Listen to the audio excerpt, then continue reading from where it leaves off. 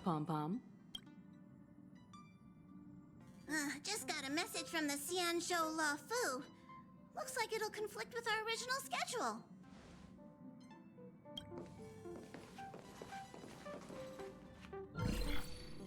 It's been a while, my friends on the Astral Express. How's your trailblazing expedition going? Soon, the Xianzhou Luofu will be holding the Luminary War Dance. Those who have aided the Luofu in overcoming the crisis are cherished allies of the Xianzhou. Thus, on behalf of the Seat of Divine Foresight, I'm extending an invitation to attend the ceremony. Your presence would be greatly appreciated. Well, things aren't getting lively. We've barely recovered from the family's Charmony Festival, and we're already being invited to another special event.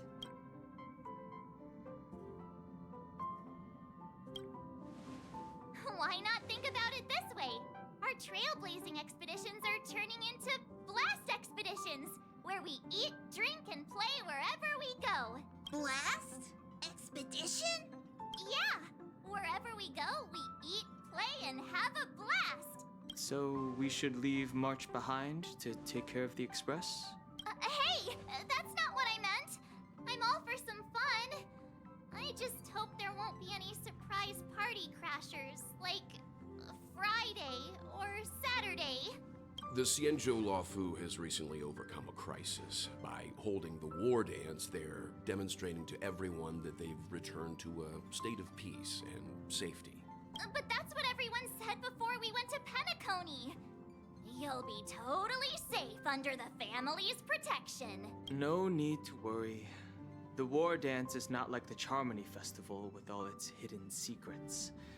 It's just a festival to honor the Rainbow Arbiter and the Cloud Knights, who fought against the abominations of abundance and protected the Xianzhou ships. Aside from star skiff performances, it's mostly martial contests.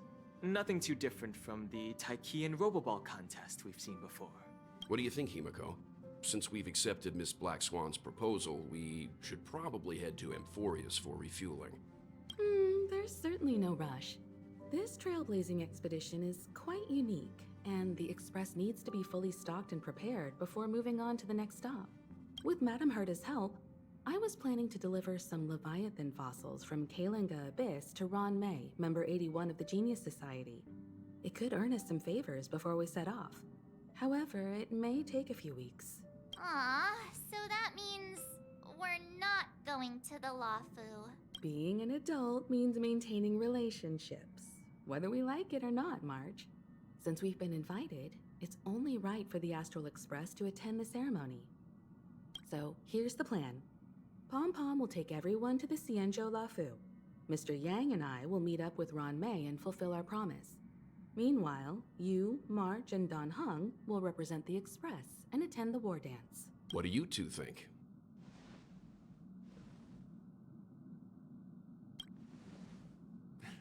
I don't hear any objections. Now that everyone's on board with the plan, it's time to warp to the Xianzhou Luofu.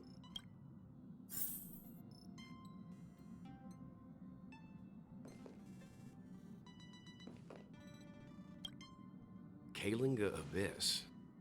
What does she expect to find there? Current research on the Leviathan merely proves how little we know about such life forms. That's why geniuses are interested in that field. Science is all about uncovering the unknown.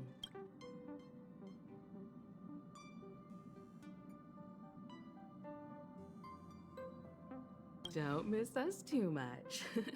If I stumble upon some cool Leviathan fossils, I'll bring a few back as souvenirs for you.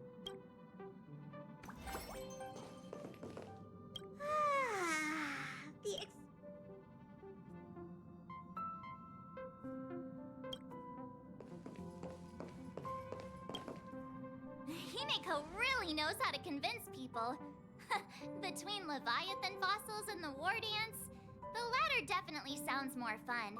By the way, Don Hung, this time you'll be taking a stroll with us on the Luofu, right? Just let you two wander around aimlessly on the Luofu by yourselves? I don't think so. Plus, Mr. Yang is right.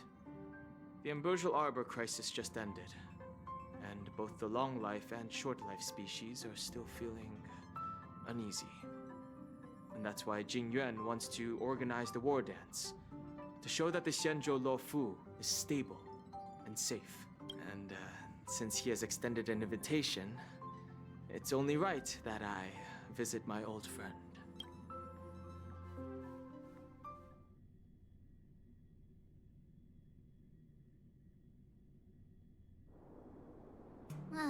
Coming back to this place brings back so many memories, you know?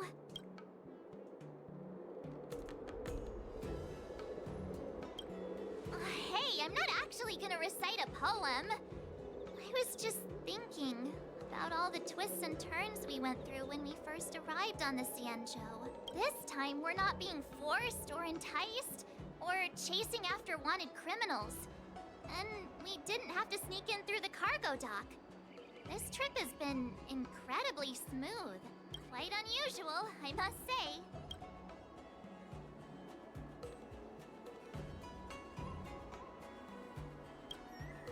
Such is the fate of us nameless, I suppose.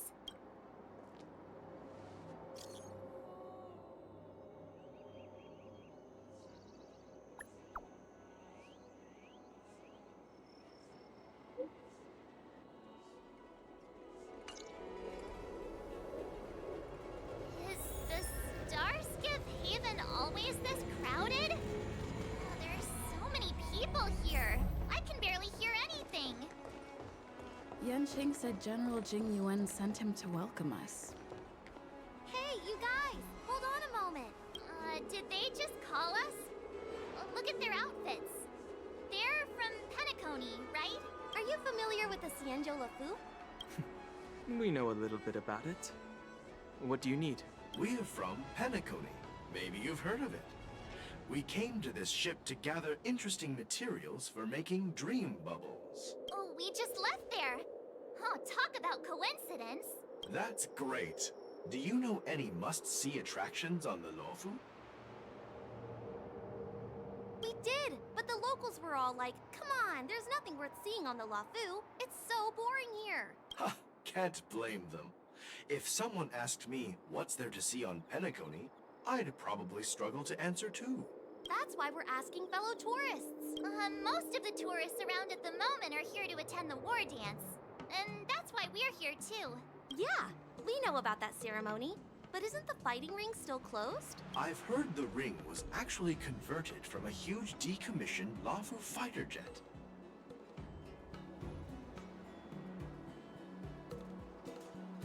No doubt about it. It's a massive fighter jet. It's got to be larger than a civilian starskiff. But for now, all we can do is wait until the war dance starts in a few weeks, before we can board it. We've still got work to do, so we can't just sit around waiting for it to start. That's why we're asking you about some must-see attractions. We're looking for unique experiences that you won't find on Penacony. Our clients love these kinds of dream bubbles the most. You're the expert here. Give them some suggestions.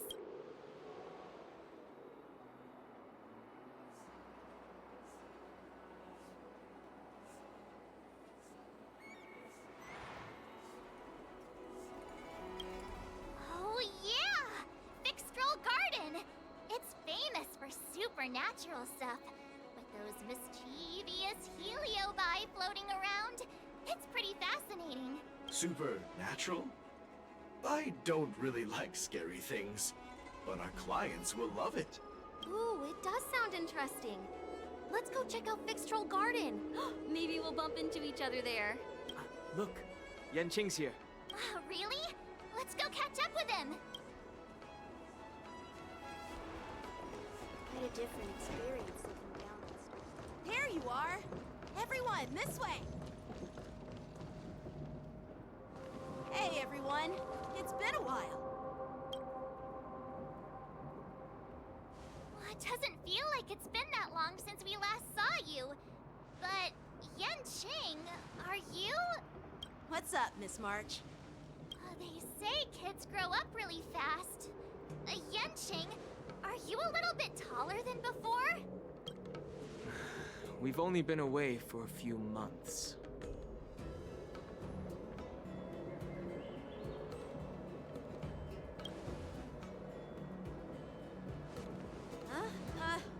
doing? Sorry, but after our previous adventures, I've become suspicious of whoever greets us first. Do you have to be suspicious around me too? You know, the last time we came to the Xianzhou, the first person who greeted us was... I get it. Better safe than sorry. Seriously, I've never seen the Luofu so lively before. I was a bit worried that holding the war dance right after the Ambrosial Arbor crisis might be too soon. But seeing the bustling Starskiff Haven, I understand why General Jingyuan chose this timing. Yep. There's people from other delves and travelers like you three who've come from afar. With the war dance coming up, there's a huge number of visitors pouring into the Starskiff Haven. The Cloud Knights are working hard to keep the security tight. The General said this ceremony would help the Xianzhou Luofu recover from the crisis. It's a way to showcase our martial spirit, reassure people, boost morale, and attract visitors from other planets to promote trade and peace. By the way, the Xianzhou Alliance places great importance on this ceremony too. The Xianzhou ships, the Zhuming and the Yaoqing, have both sent messengers to offer their blessings.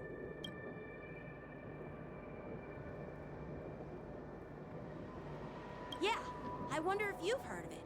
It's known as the Star Forge, and it's responsible for providing more than half of the Cloud Knight's armament. The Xianzhou Zhuming boasts skilled craftsmasters, and General Huayan is a top-notch craftsman himself.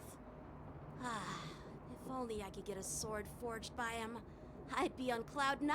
By the way, Yanqing, where are we headed next? I'm sorry for talking your ear off. The General wants to catch up with you at the Palace of Astrum. He's been eager to hear about how the Express has been doing. It's funny how he tries to act all mature, but whenever it comes to something he's interested in, you can really see his childish side. I agree.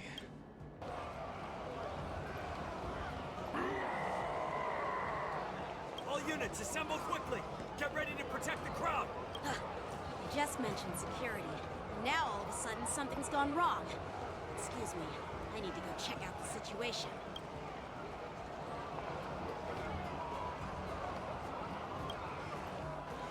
Hey, what's that supposed to mean? We'll go with you.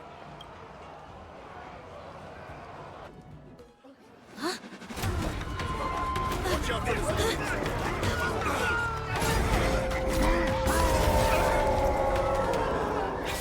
Protect the civilians. I'll deal with him.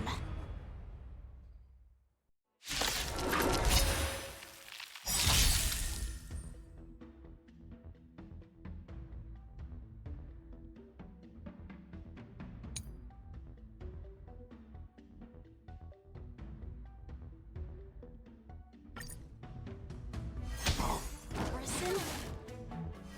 Why are there Borison here? This ends now. More enemies.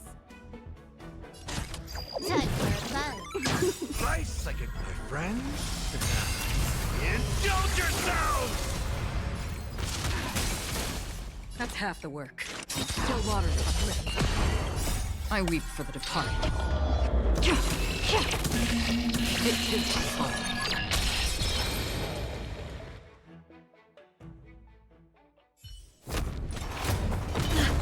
Not good.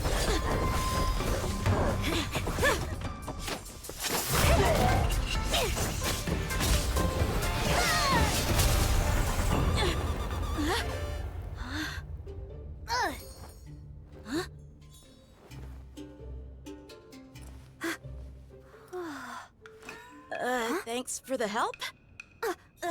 Sorry, no time to chat. Could you give me back my...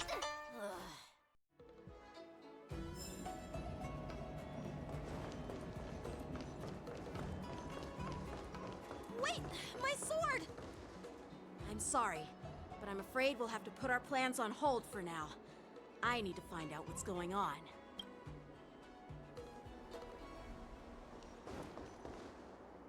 While we appreciate your rescue, my Xianzhou friends, don't you think it's a bit too much to detain us and our cargo?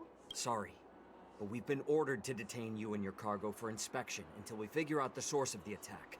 Once we're done with the formalities, we'll let you and your cargo go. Oh, but this shipment isn't even meant for the Luofu. And it's IPC's patented technology. Who do you think you are to conduct an inspection? According to the protocol, all cargo arriving on the Luofu must go through inspection. But we didn't officially enter your dock at all. We just sought refuge in your dock because we were attacked by the Borisin. Looks like this argument could go on forever. Let's not get involved in a heated dispute that won't lead to a resolution.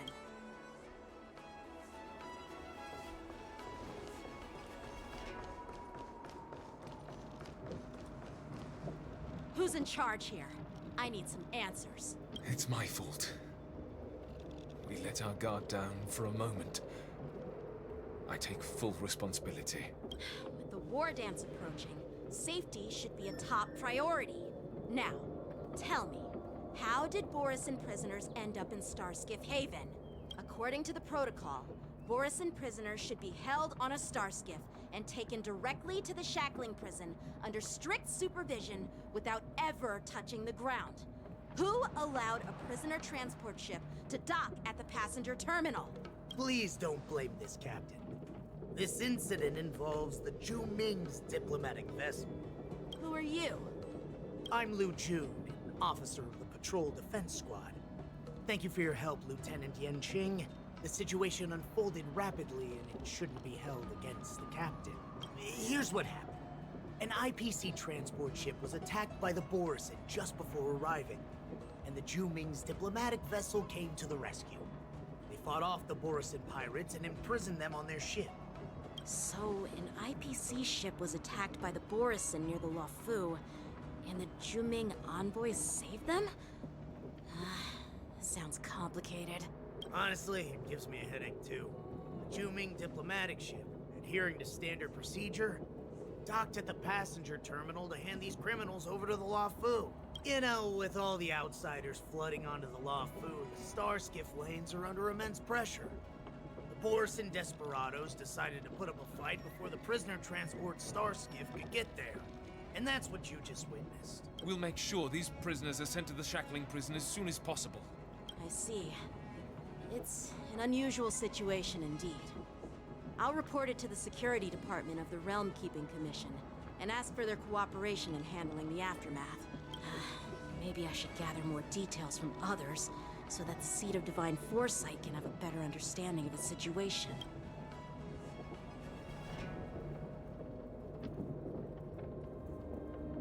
Oh, you look much maturer now, Yanqing. Please don't tease me, Miss March. The situation on the Xianzhou before the war dance is like a calm lake that can be disturbed by even the smallest pebble, capable of generating far-reaching ripples with even the slightest disturbance. What are those people? I mean, those monsters we just dealt with? Yeah, those werewolf monsters are known as Borisin. They're abominations of abundance, and we've been fighting them for a very long time. The Borisin have been a powerful force for a long time, plundering and enslaving many worlds. The threat they pose is just as terrible as the Swarm disaster, and the Alliance even had a fierce war with them 3 decades ago. Their presence has faded over the years, but who would have thought? According to that officer, they attacked an IPC ship near the Zhenjiu Luofu. Such a brazen attack seems quite unusual to me. Yeah, that's what I find strange too. It seems like the IPC and the Borisin have some serious grudges. Well, enough with the chit-chat. The General wants me to take you to the Palace of Astrum. I'd love to chit-chat a little longer, but there are some things that can't be left unchecked. Is it a serious matter? Maybe you'll need our help in hunting down the Borisin? Thank you, but it's no big deal. By the way, that young lady who just appeared, she took my sword. I'm thinking of filing a lost property report at the Realm Keeping Commission to see if I can get it back. I doubt she did it on purpose.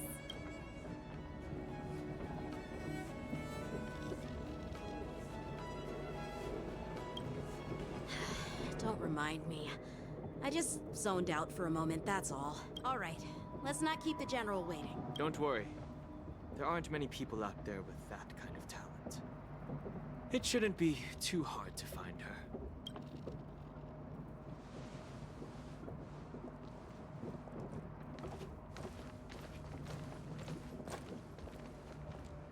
There sure are a lot of troublemakers around.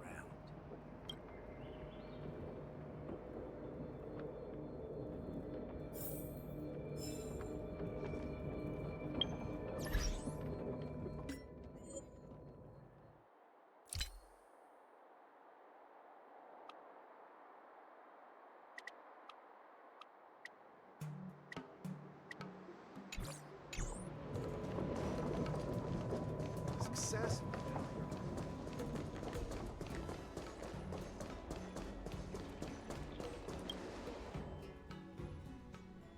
It's been a long journey, Elder Wyatt. Thank you for your presence. General, I brought our guests from the Express. Oh, I'm sorry for my bad timing. I didn't know you were meeting a guest, General. Don't worry, you're just in time. It's been a while, my friends from the Astral Express.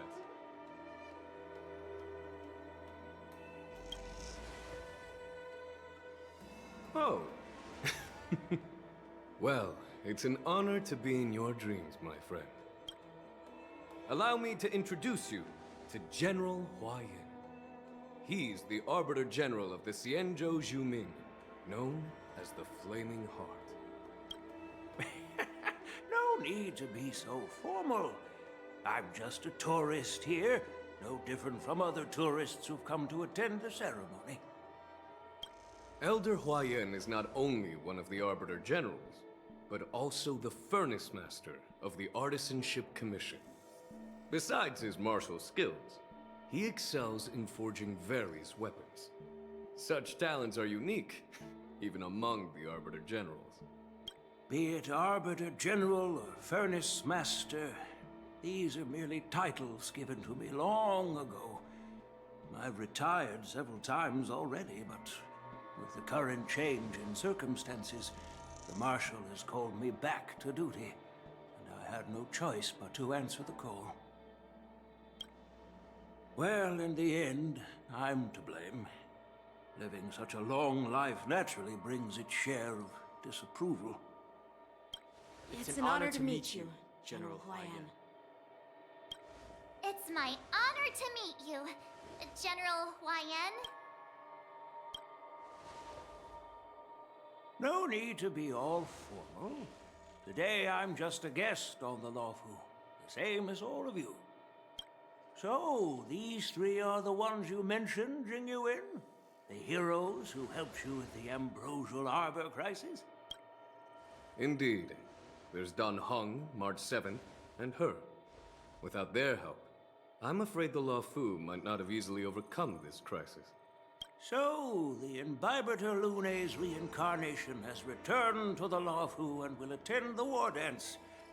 I'd love to have a drink with you should the chance present itself. You're more than welcome, General Hua Yin. And this young friend is? Yanqing, my apprentice. He remains by my side as my retainer due to his youth, which I hope will season him with experience. He will stand for the Lawfu's Cloud Knights in the upcoming war dance, ready to take on all kinds of challenges. Great, great! It's a real treat to see so many talented young people around here today. Oh, I almost forgot. This is my apprentice, Yun Li.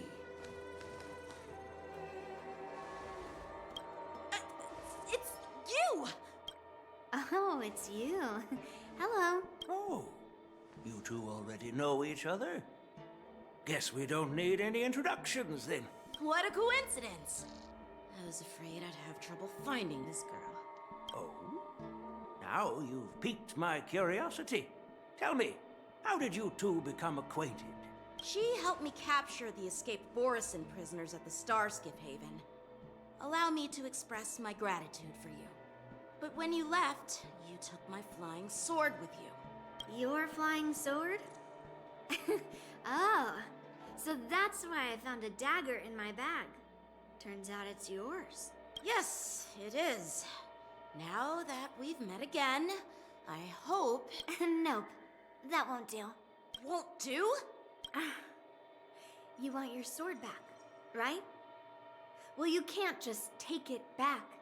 On the Juming, when you lose your sword on the battlefield, you have to reclaim it on the battlefield. As for this little sword, it was supposed to strike that escaped Borisin prisoner. But unfortunately, its owner's agitated state caused it to fly off like a kite with a broken string, and it missed its target. By the way, if I hadn't caught it and helped it hit its mark, that Borisin prisoner would have gotten away. Hold on a sec, Yunli. You took my sword without even asking, and now you're refusing to give it back? So much for Lafu's swordmasters. What did you just say? If you just stepped up and took your sword back from me fair and square, I would have totally respected you. But nope, you tried to play it down, expecting me to just hand it back to you like it's nothing. In front of everyone. With all due respect, you don't honor your sword, so you don't deserve it. Hasn't anyone told you that taking without asking is stealing? If you want to settle this with swords, fine. Let's have a one-on-one duel right now. Yanqing. Well, that's more like it. Just be careful, because I'm not as easy to handle as the Borisin. You two, be quiet and apologize to Yanqing. Hey! Whose side are you on, Grandpa? I don't take sides. It's a small misunderstanding, and an apology would be too much. I've heard about the Zhu Ming's incredible swordplay and craftsmanship. Most notably, the legendary Flame Wheel Octet. Seeing Miss Yunli, who is among those ranks today, well, I must say, she definitely has that fiery edge. Such grandiose names. Some folks love to spin these fancy titles, trying to set the Cloud Knights apart. Yunli is still just a young girl, a bit awkward and hot-tempered. So please forgive her if she's being rude. Well, everyone, Elder Huayan and I have some business to discuss. For now, Yanqing, why don't you entertain our guests and take Miss Yunli to the inn? I'll find another chance to talk with you all. I'd like to express my gratitude to the Astral Express for helping the Law Fu during the crisis. That's so kind of you. I mean, you've already thanked us so many times. Please forgive me for coming at an inconvenient time. You needn't apologize, General Huayan. All right, Yunli. Take this opportunity to clear things up with Yanqing. Yeah. It's better to make friends than enemies. But I won't be heading to the inn just yet. I want to visit Lingsha. She just arrived in the Luofu and could use some help settling in. Yanqing, once you've helped our guests get settled, go to the Artisanship Commission for me. I've heard about the attack and the detainment of the IPC ship. Qingzu sent word that the IPC members are protesting and wish to have their cargo back. See if you can calm them down. Don't get aggressive. Just make it clear that the Xianzhou Luofu has no intention of violating their rights. I'm on it.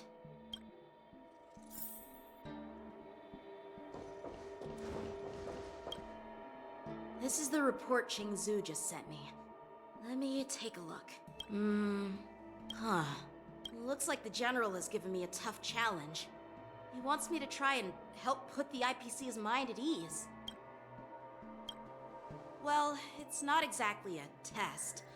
As Cloud Knight officers, we not only learn the art of war and martial arts, but also occasionally have to handle diplomatic disputes.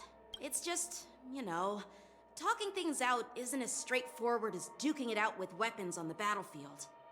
This is especially true when you're up against the IPC, with their non-stop corporate babble.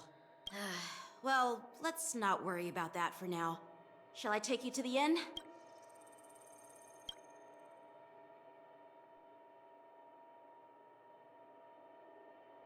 It is the Law Fu's honor to have you in attendance at the war dance.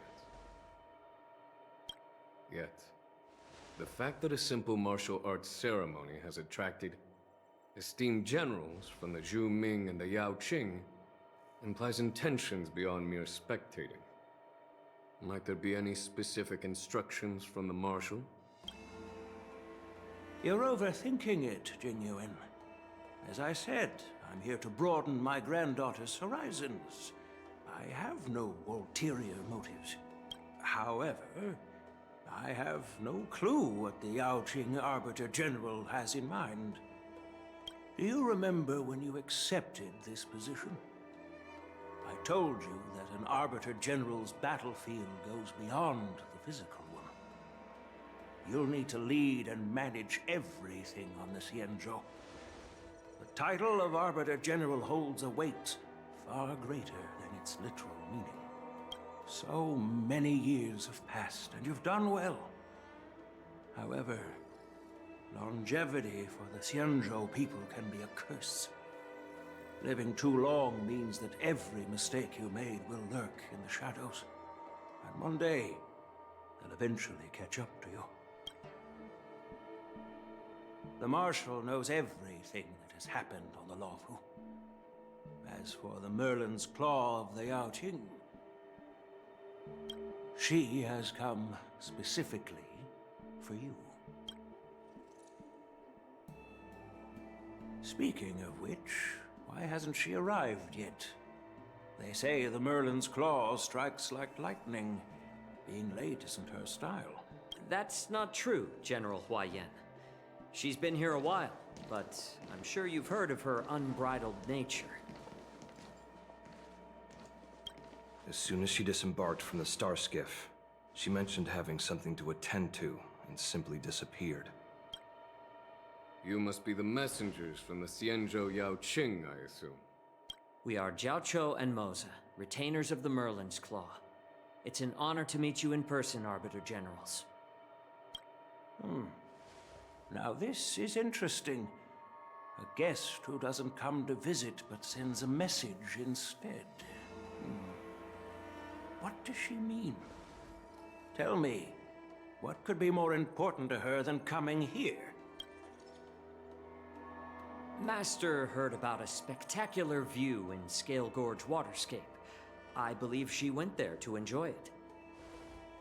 A spectacular view? Ha! Did you hear that, Jingyuan? This person is being sarcastic.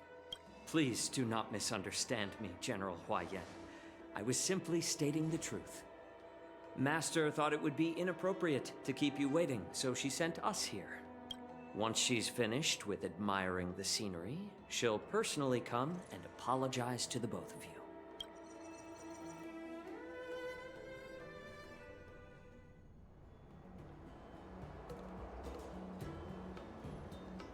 Drat.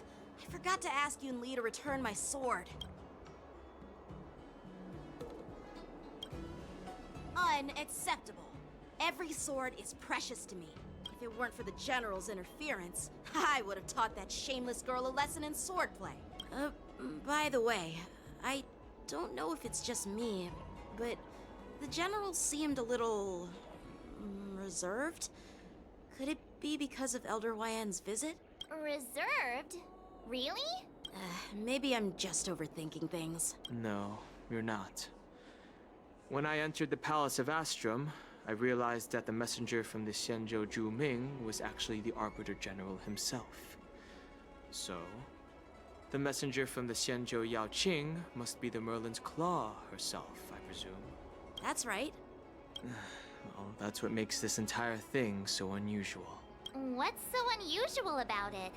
They simply received an invitation from Jing Yuan, just like the crew, right? The war dance is just a small festival. And now we have 2 Arbiter Generals from other Xianzhou ships here. I'm afraid they're here for something more. Maybe they've come to hold Jingyuan accountable for the Ambrosial Arbor crisis? Hold him accountable? Come on, didn't the Lawfu fall victim to the disciples of Sanctus Medicus and the Antimatter Legion? Why would they blame the victim?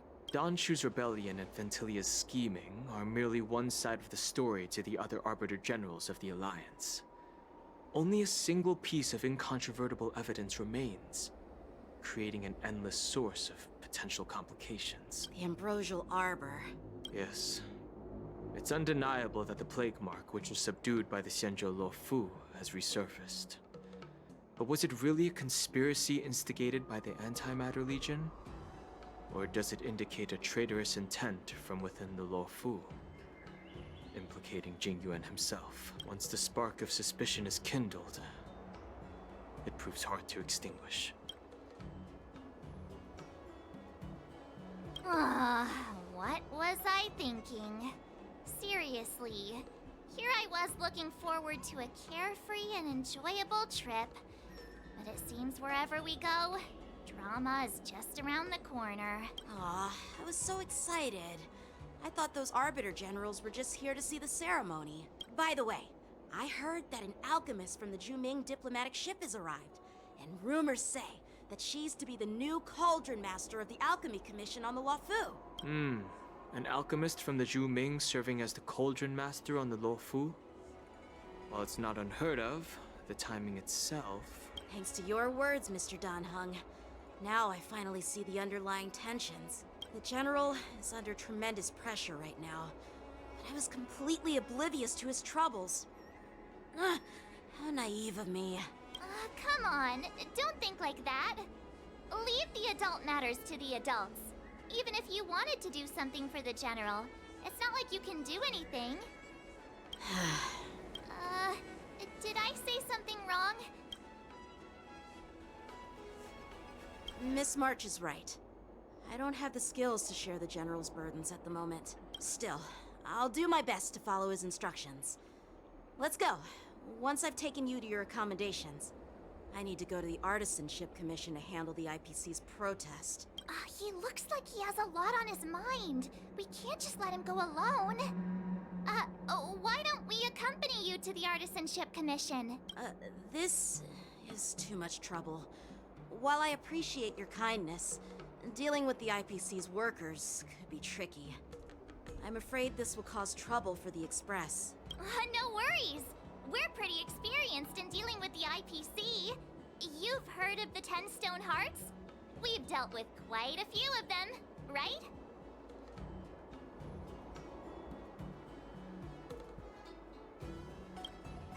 Hey, who's bragging? Anyway, this time it'll just be a few ordinary IPC workers. Surely you don't think they'll be even trickier than Aventurine, do you? Well, since you're willing to help, I won't decline your kindness. Let's head to the Artisanship Commission and meet them.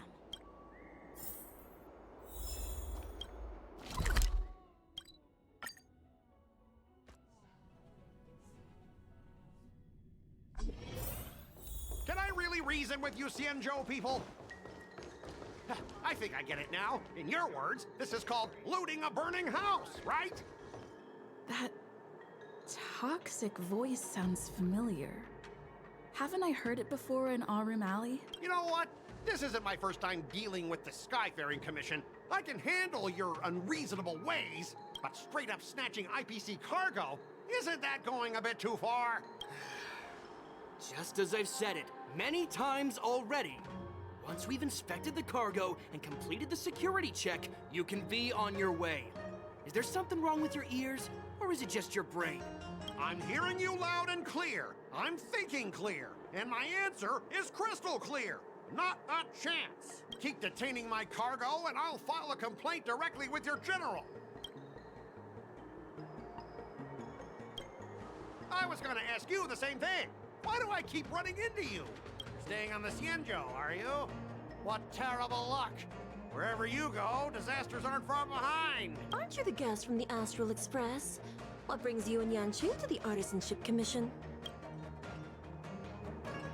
Trouble caused by the IPC? I'd say it's caused by the Skyfaring Commission. Looks like you've met this IPC worker before. I'm not sure if that's a good or a bad thing. I was sent here to deal with the IPC protest, Miss Shikwe. What's going on here? As you know, this IPC transport ship was attacked by the Borisin and rescued by the Juming's diplomatic ship. Then the Cloud Knights were instructed to bring it back to the dock for repairs and inspections. And this is Mr. Scott, the person in charge of this transport ship. So, you're Scott. I've heard her mention you. Weren't you kicked off the Lafu before? Why did you come back? Like I wanted to come back. I thought I'd just dock at the harbor for repairs and leave this forsaken place for good. Little did I know, as soon as the ship entered the harbor, a bunch of Cloud Knights showed up and snatched all our cargo from the hold. What do you mean by snatched? I've told you 1,000,000 times. It's a security check. Then why did you bring the cargo to the Artisanship Commission? You even brought in some shady craftsmen. It's obvious you're trying to steal the IPC's patented technology! Listen here. Firstly, the Skyfaring Commission detected dangerous items that could possibly be weapons in your cargo hold. That's why they called me here, to double check. Secondly, where the heck did you get the idea that I'm a shady craftsman? Even if there are dangerous items, what do they have to do with you? It's not even being shipped to the Lafu.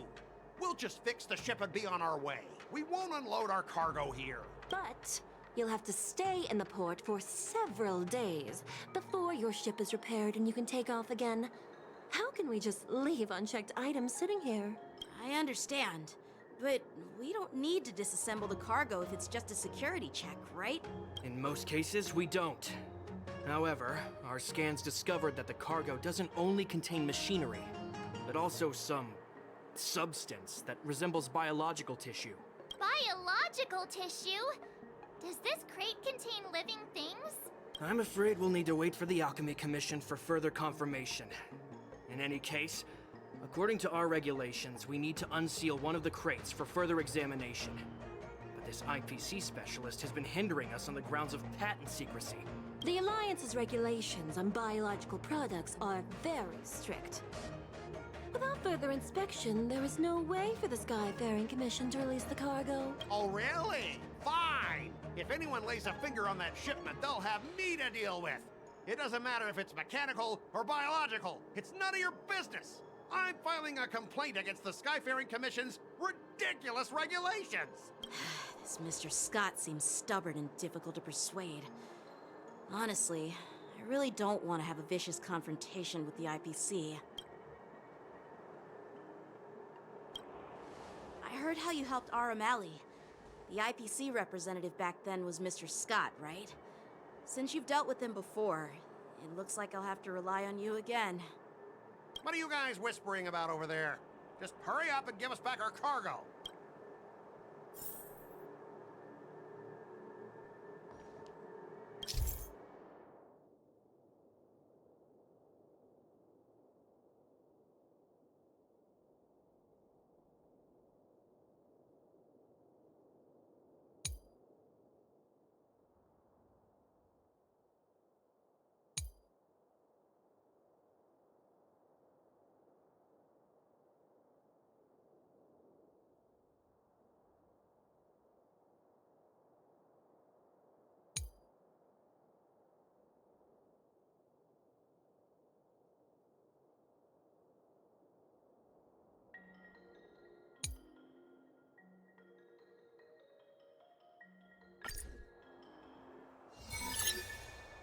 As I recall, this guy won't listen to reason and can only be persuaded with intimidation.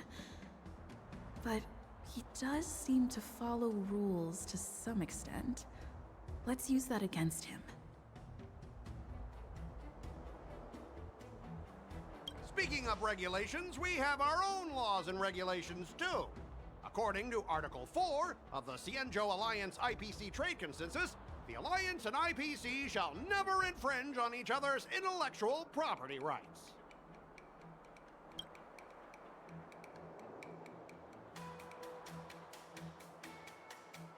The Alliance can sign a non-disclosure agreement with you. That way, you won't have to worry about any infringements, right? We can sign a mutually acceptable non-disclosure agreement in accordance with the IPC's rules. Well, that makes sense, but how can we trust you to honor the terms? Even if we set aside the secrecy of intellectual property, these prototypes built by the Intelligentsia Guild are incredibly valuable, beyond your wildest imagination. If anything goes wrong, you won't be able to pay for it even with your lives.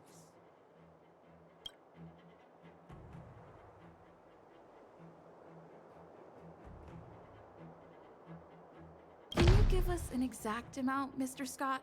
If there's any damage after the inspection, the Express... the Skyfaring Commission will compensate you. The Skyfaring Commission. Yeah, they will compensate you, provided a detailed report of the damage is submitted. I don't doubt the financial strength of the Skyfaring Commission. However, this is not just about money. Besides, the cargo on this transport vessel belongs to the Intelligentsia Guild. If you want to inspect the cargo, shouldn't you at least call in a member of the Intelligentsia Guild to be present?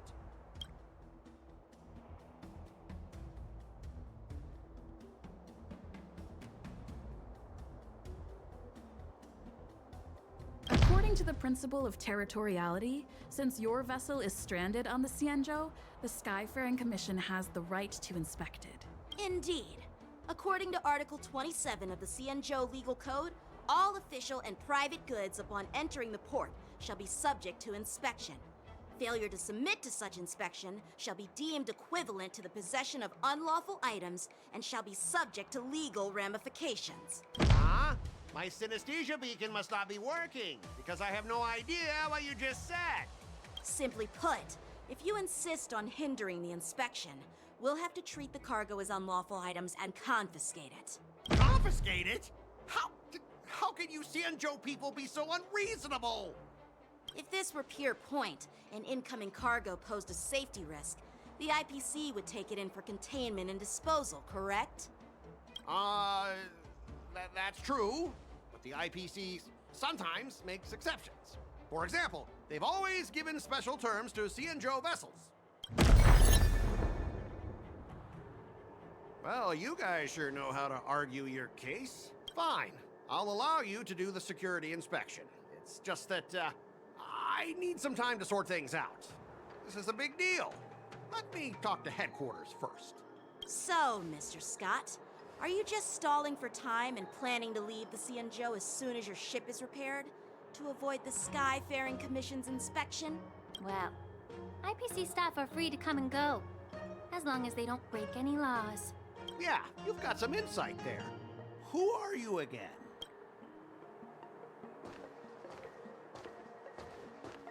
Allow me to introduce myself. I'm Lingsha, Cauldron Master and head of the Alchemy Commission on the Lawfu. Could she be?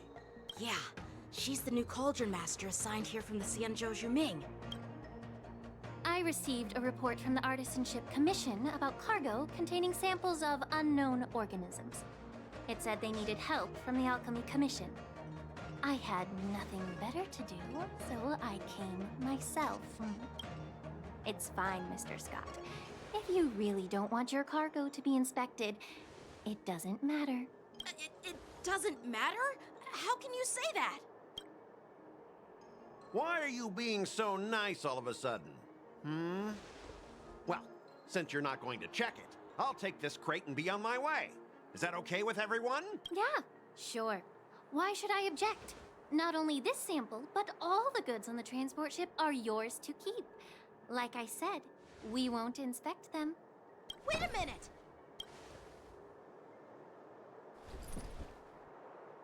Well, that's more like it.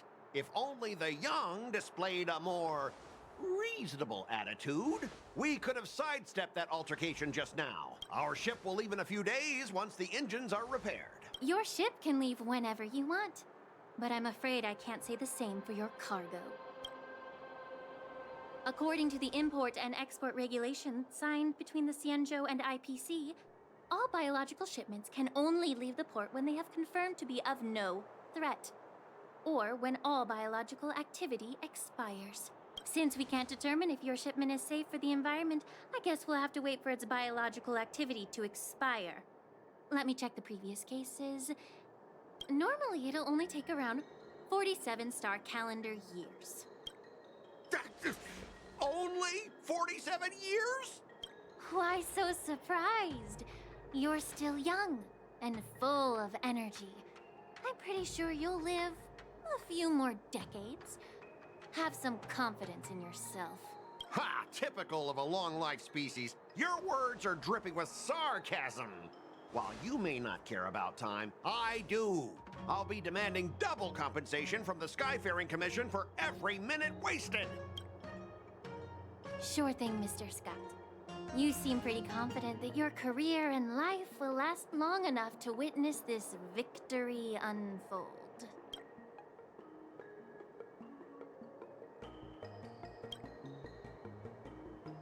Step aside, guys. Let them do the inspection. But, Mr. Scott... Come on, we're already in enough trouble. Just let them do the security inspection.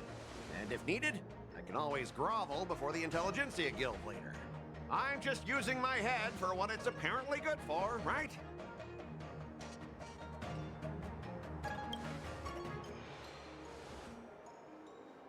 Well, honestly, at least you're not as annoying as that woman. But you're still as annoying as ever. This lady is really something else. Is this the IPC product? Listen up. Any damages caused by inspections will be filed with the IPC!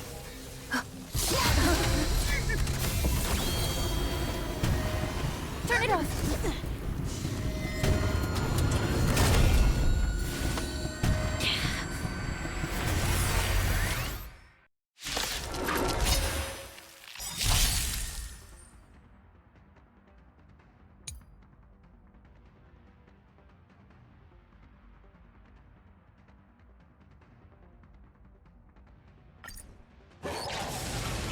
Oh, how unexpected. That was a surprise. Time for a buzz.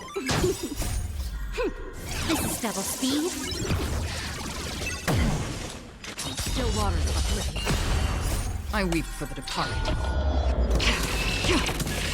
It too shall fall.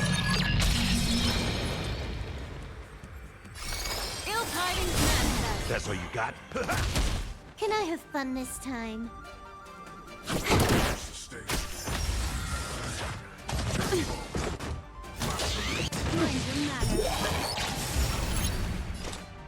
Destined for oblivion.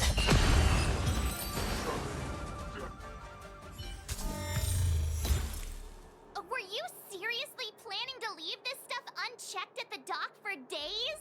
That's way too dangerous. I had no idea about it. You must have accidentally triggered the cargo's defense program. I don't think trying to shift the blame is a wise choice. But seriously, I don't know why that thing suddenly started moving. I swear on the Amber Lord. Enough. Miss Shikwe, please escort our IPC guest to the Skyfaring Commission. I'm on it. Please follow me, Mr. Scott.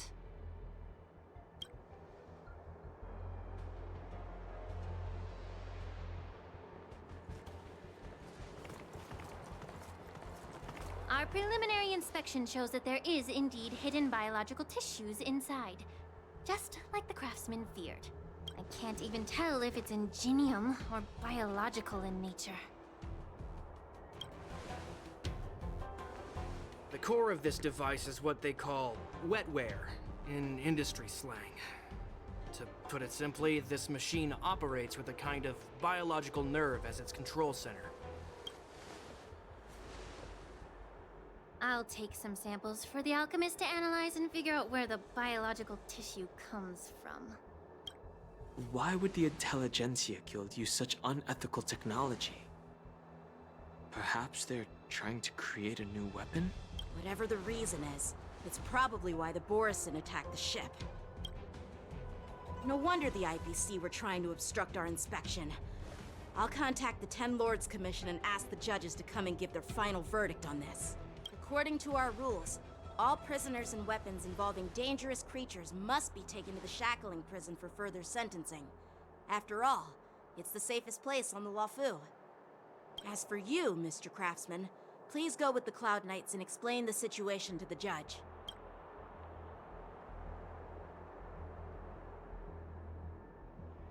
I had a feeling that the IPC members would cause trouble, but I didn't think they'd be this tricky. Thanks for your help, Miss Linksha. I should thank you for saving my life. Your sword skills were impressive. Taking down that big guy. I thought the General's retainers were all burly martial masters. I didn't expect Yanqing to be so...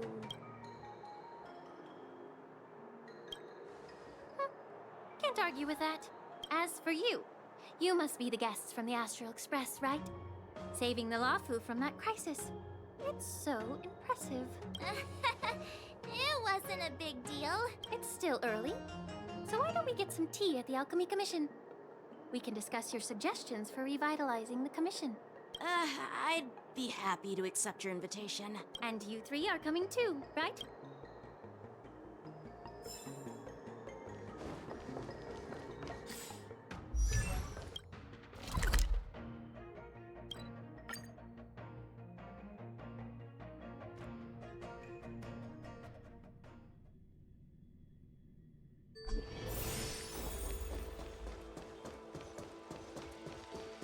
The news is spreading pretty fast.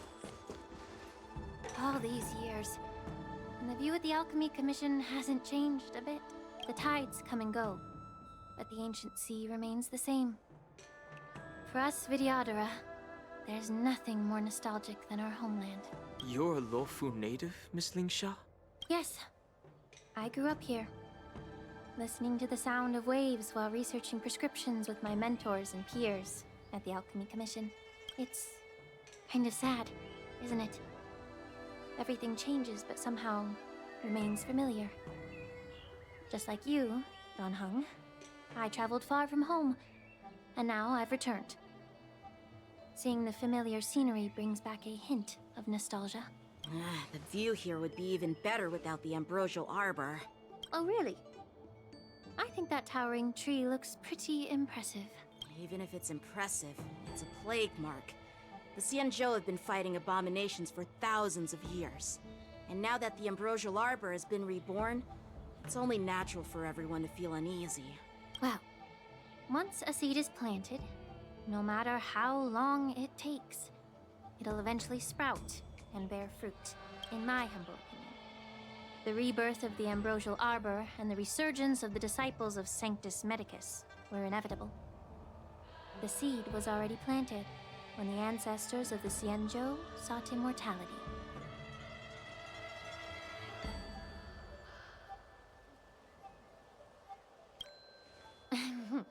My bad.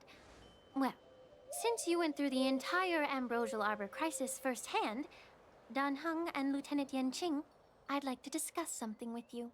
What would you like to discuss, Miss Linksha? I was lucky enough to be chosen by the Alliance to come in and clean up all the old grime in the Alchemy Commission. Honestly, the Alchemy Commission is riddled with problems and has reached a point where fixing it seems impossible. I'm looking to remedy this problem, but was wondering if you could provide any insights. Well, even though I'm a Vidyadharan like you, I'm an outsider, just like my companions here. I can't really say much about a remedy, but I do have a piece of advice, Miss Linksha. The Vidyadhara and the Alchemy Commission on the Luofu have always been intricately connected. If you cannot distance yourself from these ties, Miss Linksha, changing the situation within the Alchemy Commission may be quite challenging. I may not know about politics, but I do know that the disciples of Sanctus Medicus have been operating within the Alchemy Commission for years. If you're determined to root them out, maybe you should discuss it with the General. I see. Thank you for your valuable insights.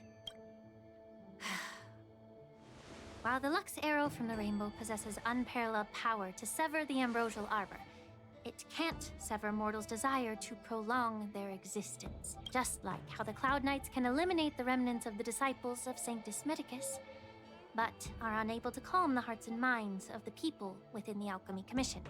Our Xianzhou forebears knew this well, and that's why they entrusted the duty of guarding the roots of the arbor to the Vidyadhara. However, the Vidyadhara are still only mortal beings. 30 years ago, my mentor served as Alchemy Commission's Cauldron Master. She recognized the emerging undercurrents and sought to cleanse the source of the disturbance. Unfortunately, even though she was skilled in the art of healing, she didn't understand the human heart or how to eliminate the sickness lurking within the depths of the Alchemy Commission. In the end, she was framed and exiled to the Juming. I was also implicated and had to leave the Luofu. And guess who arbitrated the case and handed down the sentence? None other than General Jing Yuan himself. What? You heard it right. The ones responsible for the corruption in the Alchemy Commission are not just the remnants of the disciples of Sanctus Medicus, but even the Divine Foresight himself. Alas, why is your face turning pale, Yanqing? Don't worry about it. I understand that when someone holds a position of power, they may sometimes have to make tough decisions. I won't hold any personal grudges against him. Besides, at our age, holding personal grudges is a luxury we can't afford. Lingsha, you're back! Ugh, I've been waiting ages for you.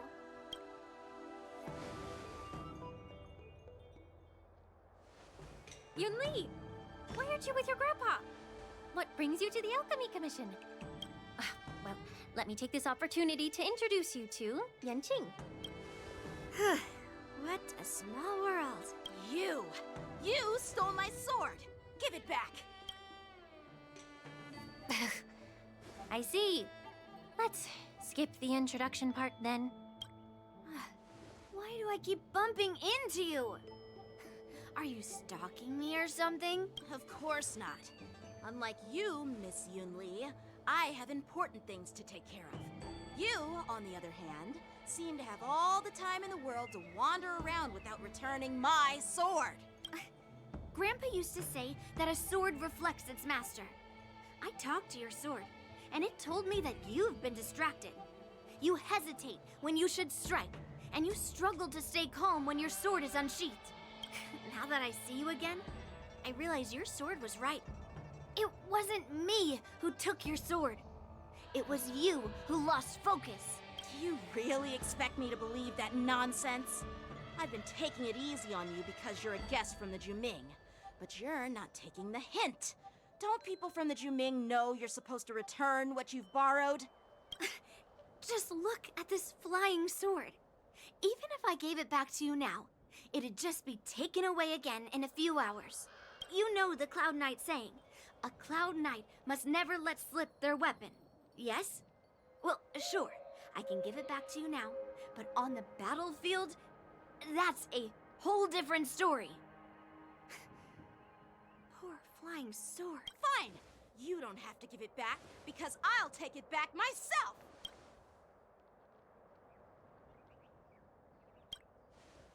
Between these two, who do you think is tougher? Don't get me wrong, I'm just curious. Get ready to separate them. It is my first day at the Alchemy Commission. A brawl is definitely not how I imagined celebrating it. Well, since you don't approve, I won't draw my sword here. I didn't mean it in that way. Since you've already drawn your swords, you'd be disappointed if you didn't get to test one another, right? I've received reports that the delves near the Alchemy Commission are still infested with abominations. Seems like my predecessors left quite a mess. So, if you two want to determine who's better, why not focus on them instead of each other? Clearing out some abominations? Sounds boring. It's the Cloud Knight's duty to eliminate those abominations. You don't have to ask me twice, Miss Lingsha. I'll help you get rid of them. Oh, You think you're the only one who knows how to behave? If Lingsha needs anything, I'll gladly draw my sword and help her out. It's so heartwarming to see both of you being so sweet and caring. So then, shall we get going?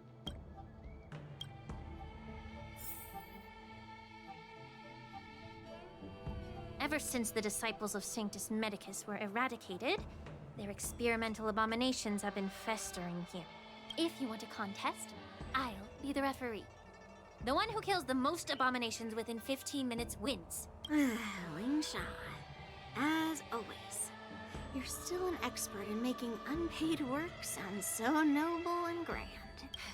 It's for your own good, little Yunli. While you desire to compete against each other, I don't want to see either of you getting hurt. That's really thoughtful of you, Cauldron Master. So, are you both ready?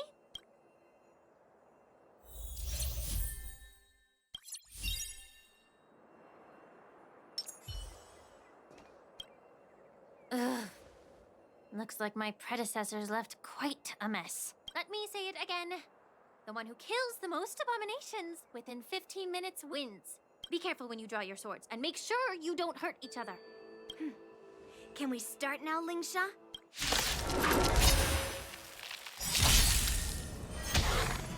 I like that confidence. Time for swordplay!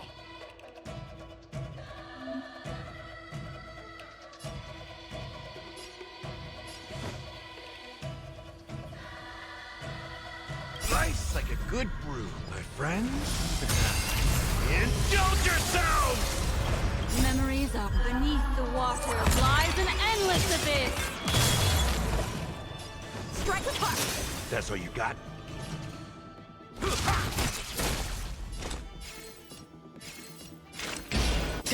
For oblivion. I didn't expect someone who can't even hold on to his sword to actually have some skill.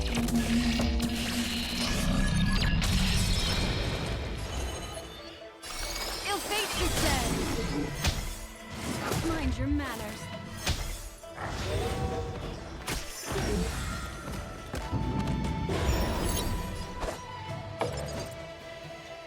Blade and strike!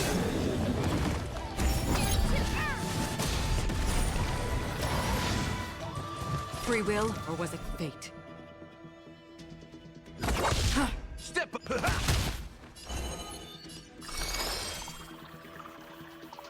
Ill tidings manifest.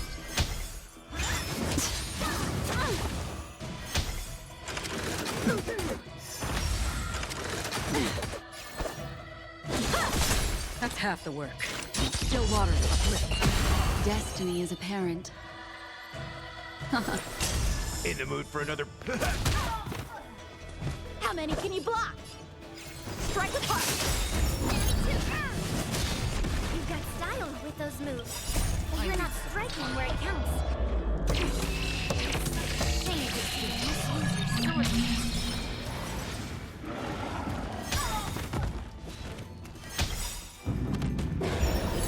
Memories beneath the water, lies an endless abyss! Practice is over. Swords descend! That's half the work. Just for oblivion.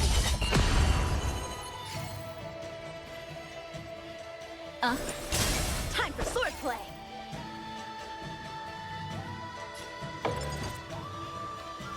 Blade and strike! Step up, let's see ya! Nice like it, my friends. Indulge yourselves!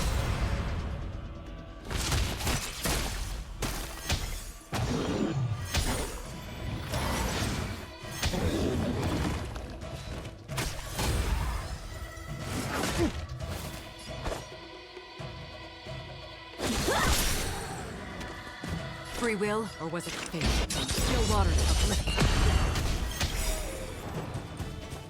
I weep for the departed.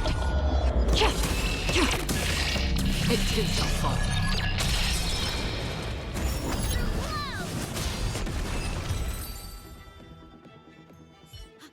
I win, Miss Yunli!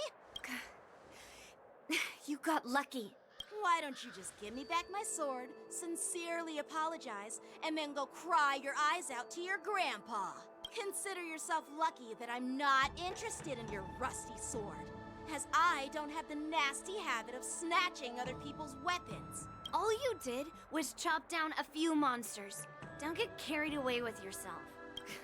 If you think you can just take this sword from my hand, go ahead and try.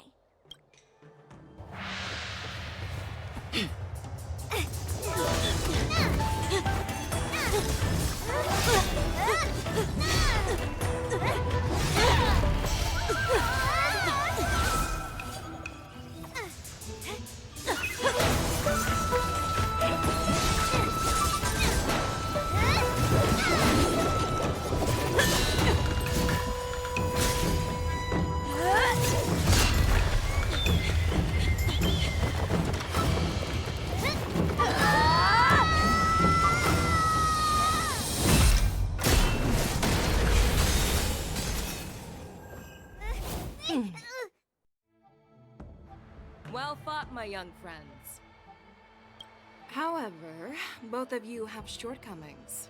One of you focuses on dodging and weaving, while the other relies on brute strength, trying to take down targets with a single strike. Who are you? Me? I'm just a patient seeking medicine from the Alchemy Commission. A passerby, if you will. I thought I'd see my fill of impressive fights during the war dance. Yet here I am, able to witness a remarkable fight at the Alchemy Commission, of all places. Well, the Lawfu is never short of surprises. However, I have a small suggestion for you. Why don't you settle this dispute fair and square in the war dance's ring? That way, you can resolve your differences with a proper duel and put your grudges behind you. Grudges? No, not at all. Yunli and I, we were just sparring. Sparring? You summoned your flying swords and she swung her sword with full strength. No grudges between you. I don't believe it. Aha! What brings you here, Lady Fei Xiao? Have you finished your health consultation with the Dragon Lady? Fei Xiao? Grandpa always talks about you. Could it be that you're... the Merlin's Claw of the Xianzhou Yaoqing? Looks like I'm quite famous on the Xianzhou Lawfu, too. Of course. Everyone has heard of the great general. Known to all, and unbeknown to none. Vanquishing General? Isn't that title a bit too narcissistic? I don't like it. Ooh, I heard there's a dozing general on the Lawfu, so I came up with a humble nickname for myself. The Lacking General. Lacking in worries, regrets, and rivals.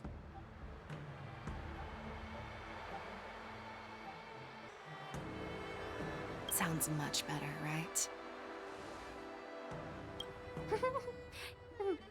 Yeah, that's a befitting title that sounds both humble and impressive.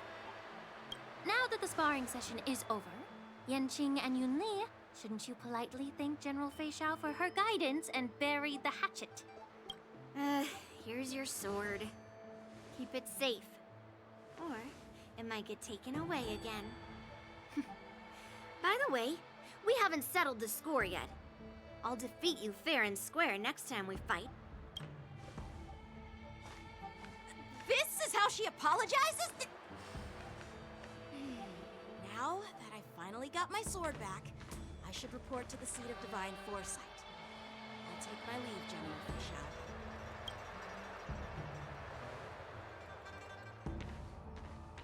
Oh, by the way, Miss Lingsha, if you've got some free time, I'd like to invite you to the seat of divine foresight for a chat with General Jing Yuan. I think there's more to those personal grudges you mentioned earlier. Thanks for stepping in, General Fei Xiao. Otherwise, I'd have had to knock them out with my incense. Not at all. Just doing what you asked. how about we call it even as payment for the healer lady's consultation? Sorry, but even a general needs to pay their bills. We don't do credit here. And let's not forget, you'd have been waiting decades for a chance to see the Dragon Lady if it weren't for me. Well, you can always send the bill to the Seat of Divine Foresight and say it's for mentoring those kids. After all, it was quite the effort splitting them up. I nearly had to get tough. Now, if you'll excuse me, I need to find a spot and get some fresh air.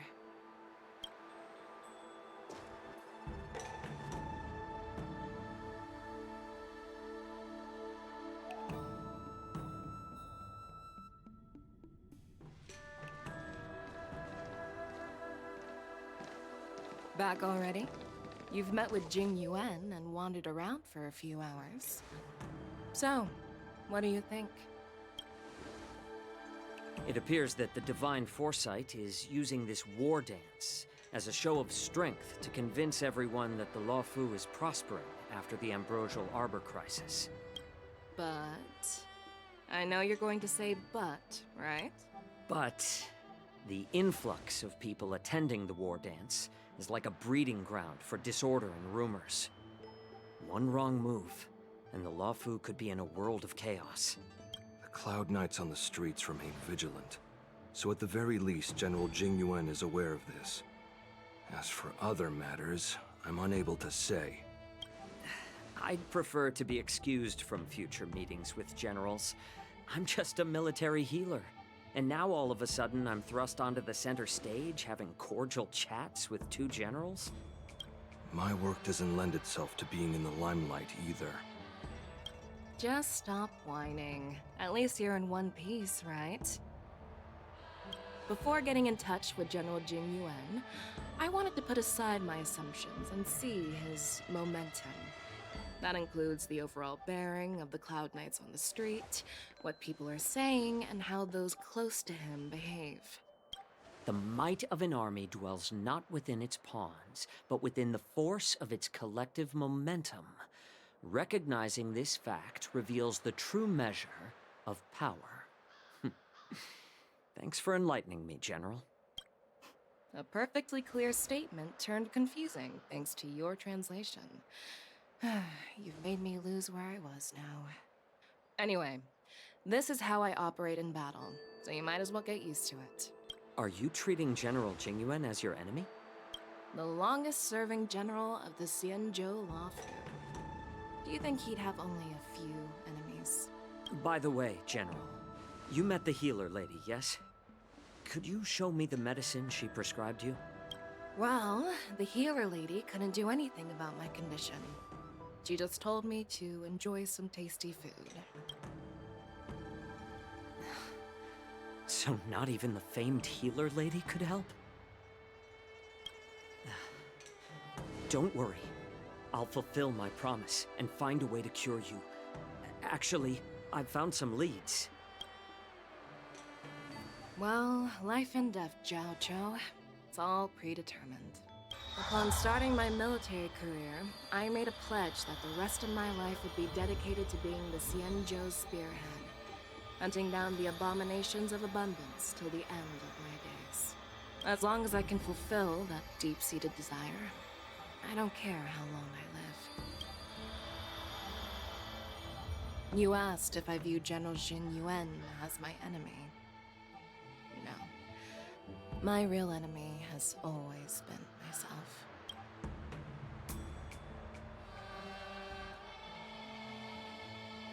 Enjoy some tasty food.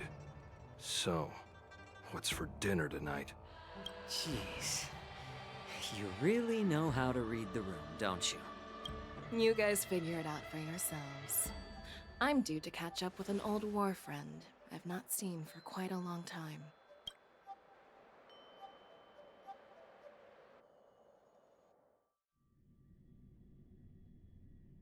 Hey! Was that the Yaoqing general who just dropped in out of nowhere? Oh, she's so awesome. I mean, when Yun Li swung that massive sword, she just casually blocked her attack with ease. Mine too. Yeah. But But to go up against Yoon Lee is quite impressive, you know? That aura of heroism and grace. It almost makes me want to learn Xianzhou swordplay. You think so too, right?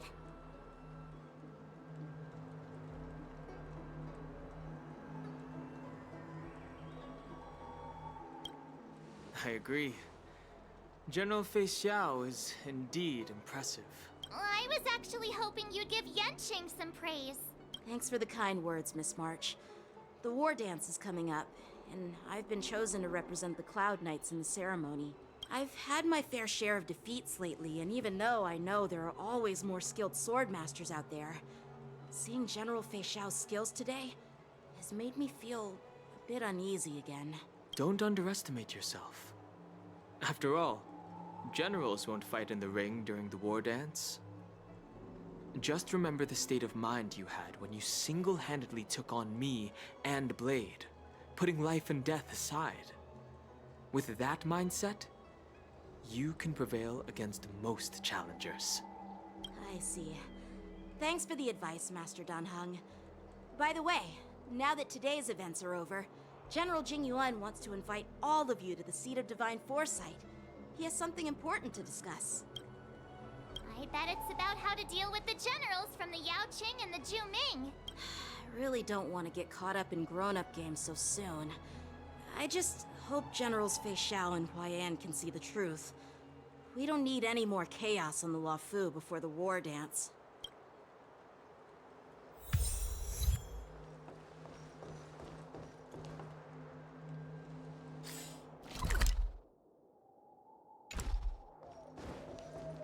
Need your extractor cleaned or your star skip service? I don't believe in ghosts.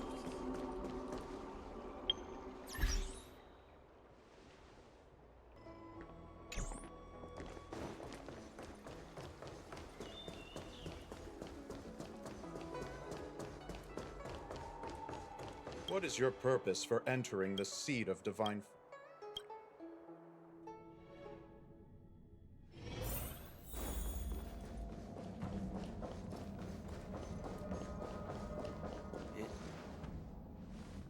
Earlier at the Palace of Astral, I introduced these guests from the Astral Express to you, Elder White.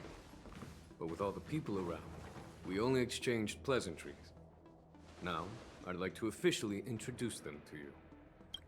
These three braved great dangers, accompanying me to perilous places, defeating the chief culprit Vantilia, and uncovering the conspiracies of the disciples of Sanctus Medicus. If you wish to know more, please, feel free to ask us. Well, I skimmed through the reports about the Arbor's rebirth from the Master Diviner Hu Xuan.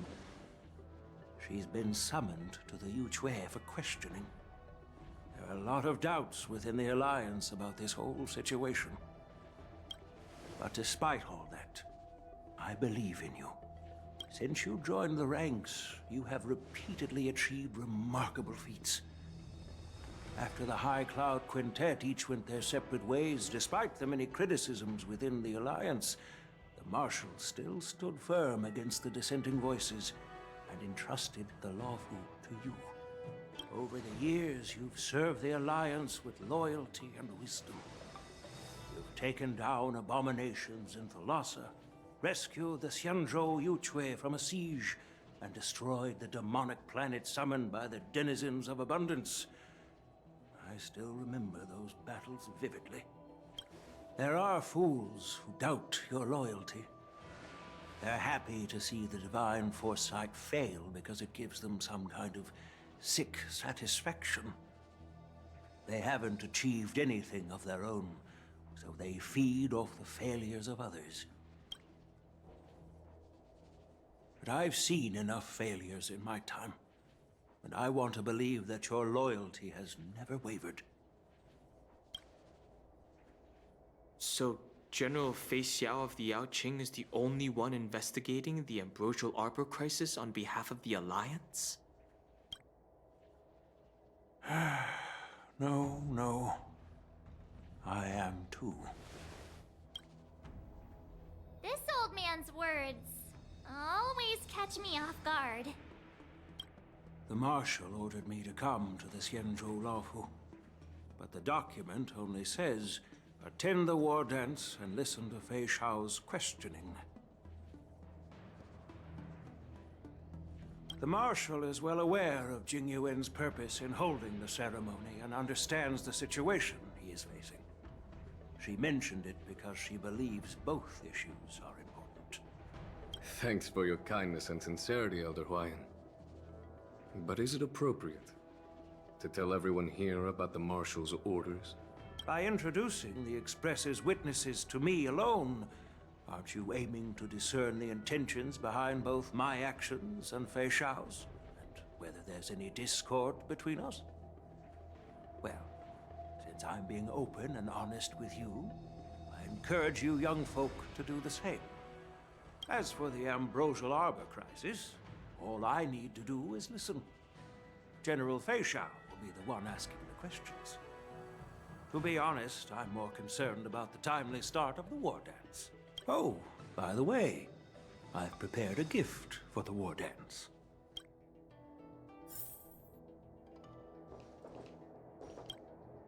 Yes, it's this case right here.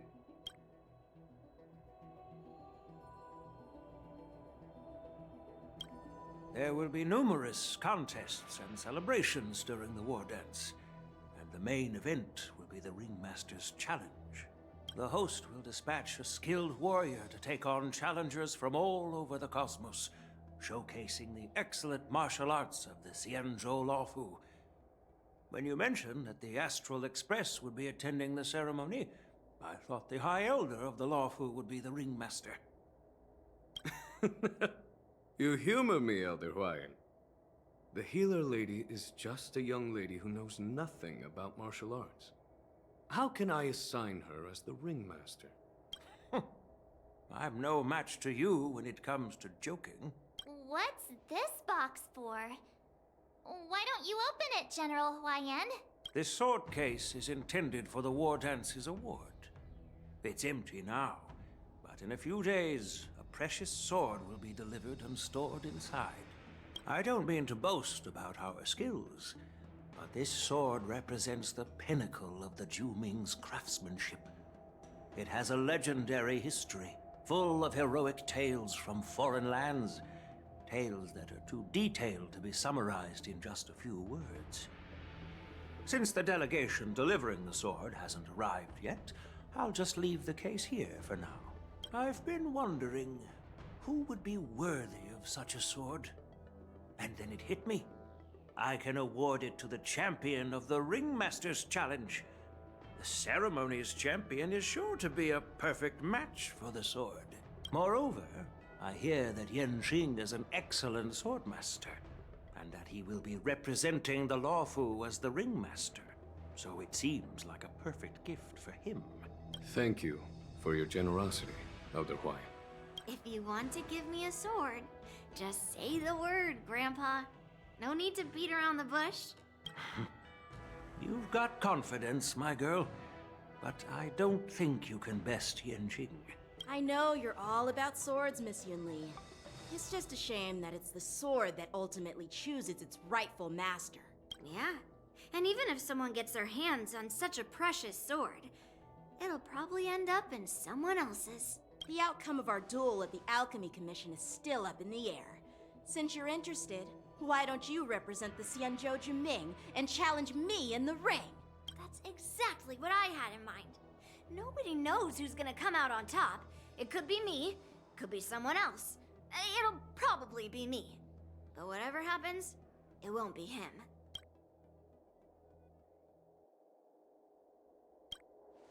Not to be rude or anything, we've been watching their drama. I'm dying to find out who beats who. Quiet down.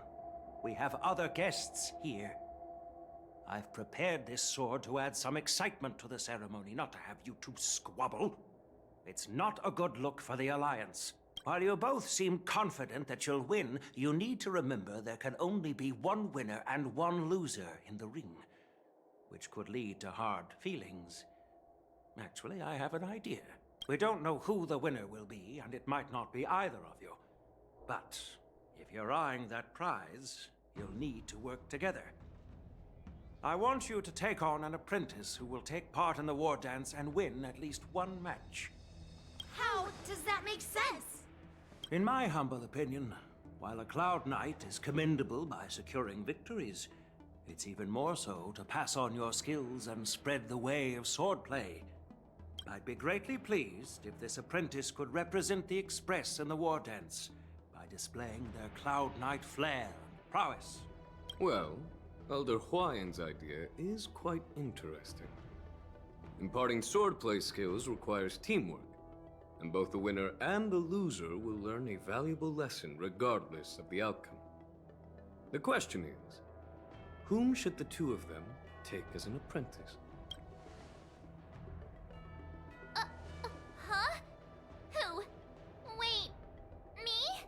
I noticed just now that Miss March seemed quite interested in the outcome of your sword fight, so I thought, why not teach her the art of swordplay?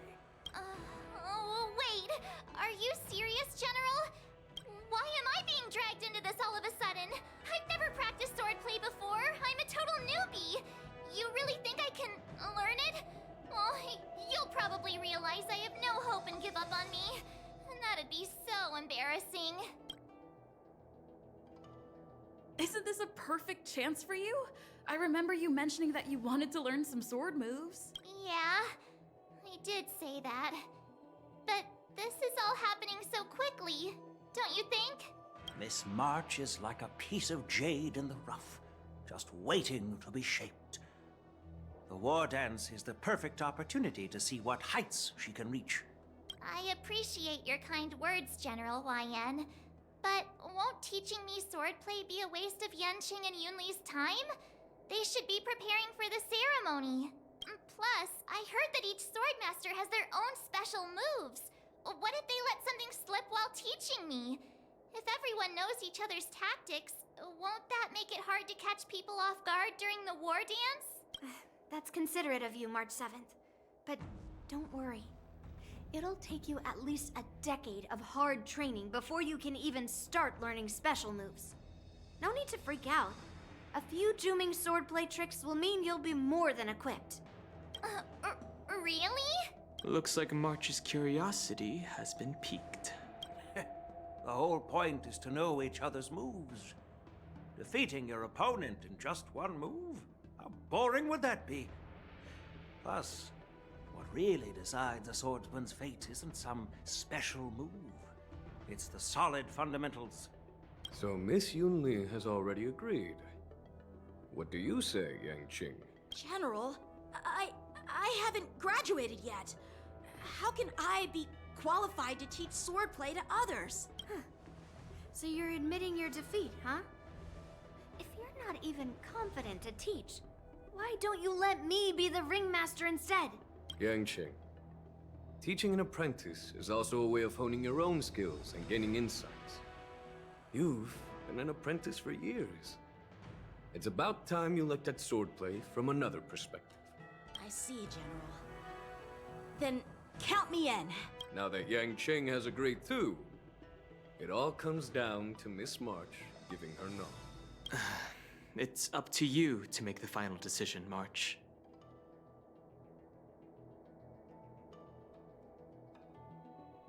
At least that way, I won't have to worry about you accidentally shooting me in the butt all the time. Hey, I've never missed my target. Then I'm on board. Thank you for your kindness, General YN.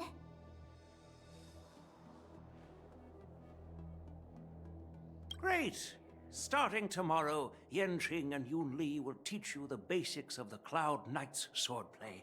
Yunli and I will head out and purchase some sword practice equipment for Miss March. Think of it as a little initiation gift.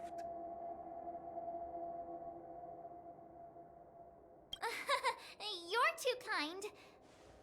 Wait, you're giving me a gift? Shouldn't it be the other way around?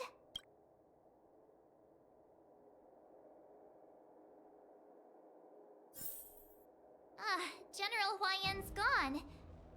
Wait, why does something feel off about what we talked about?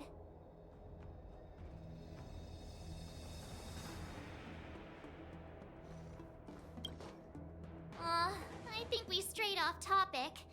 How did things even get to this point? Yeah, I brought you here because the General said he had some important matters to discuss. But how in the world did Yoon Lee and I suddenly become Miss March's swordplay mentors? Because General Huaiyan wants us to stick around on the Luofu for some time. But from his point of view, we're no different from all the other tourists who may leave at any time. Since the crew's actions were mentioned in the Luofu's operations log were given to the Alliance, he probably wants to see firsthand if we're as capable as the report claims, or if we're just some made-up excuse to save face. And he wants to see it for himself during the war dance, which is why he even dragged Yun Li into this. What began as a simple contest between two sword masters has now evolved into you two collaborating to mentor March. Elder Huaiyan is still that tricky general who likes to give everyone a headache. My apologies. Truth be told, I invited all of you to the ceremony because I wished for you to act as my witnesses. I apologize for not disclosing this information earlier. In the coming weeks, I'll also invite all of you to a meeting with General Fei Xiao, where you may need to answer her questions and clear up any doubts she might have. So please, be prepared for the meeting.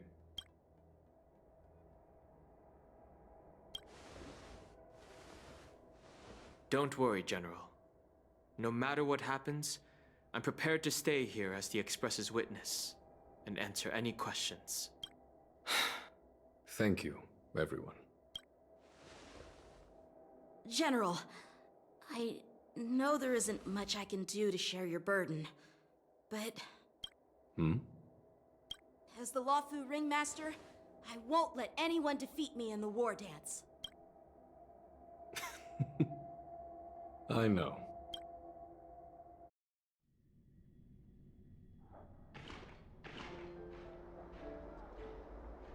The illustrious Merlin's Claw waiting for me? And for so long, too? It's quite an honor. It's been a while, General Fei Xiao. It's been 30 years since we last saw each other. Right, Yukong? Yes. Back then, you were the vanguard of the Yao Qing's Verdant Knights, and I was a pilot of the Luofu's Rainbow Orbit fleet. Who would have thought that upon meeting again, you'd be a general, and I'd have given up flying? Really does feel like a lifetime ago. Well, I wouldn't say I haven't seen you in 30 years. After all, your great victories are announced through the Yellow Bell resonance system every day. So I'm well aware of your great feats. How's your health holding up? Still stable, I suppose. Do you still remember the medic who saved me in battle? That healer with the odd name and peculiar temperament. What was his name again? Was it Pichu? Or Kachio? Jiao Cho. He's been my retainer and personal healer, delegated by the Alchemy Commission from the Xianzhou Yao Qing.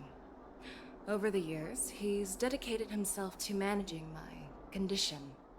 It's thanks to him that I'm still in good health today. Given my background, I'm happy to have made it this far.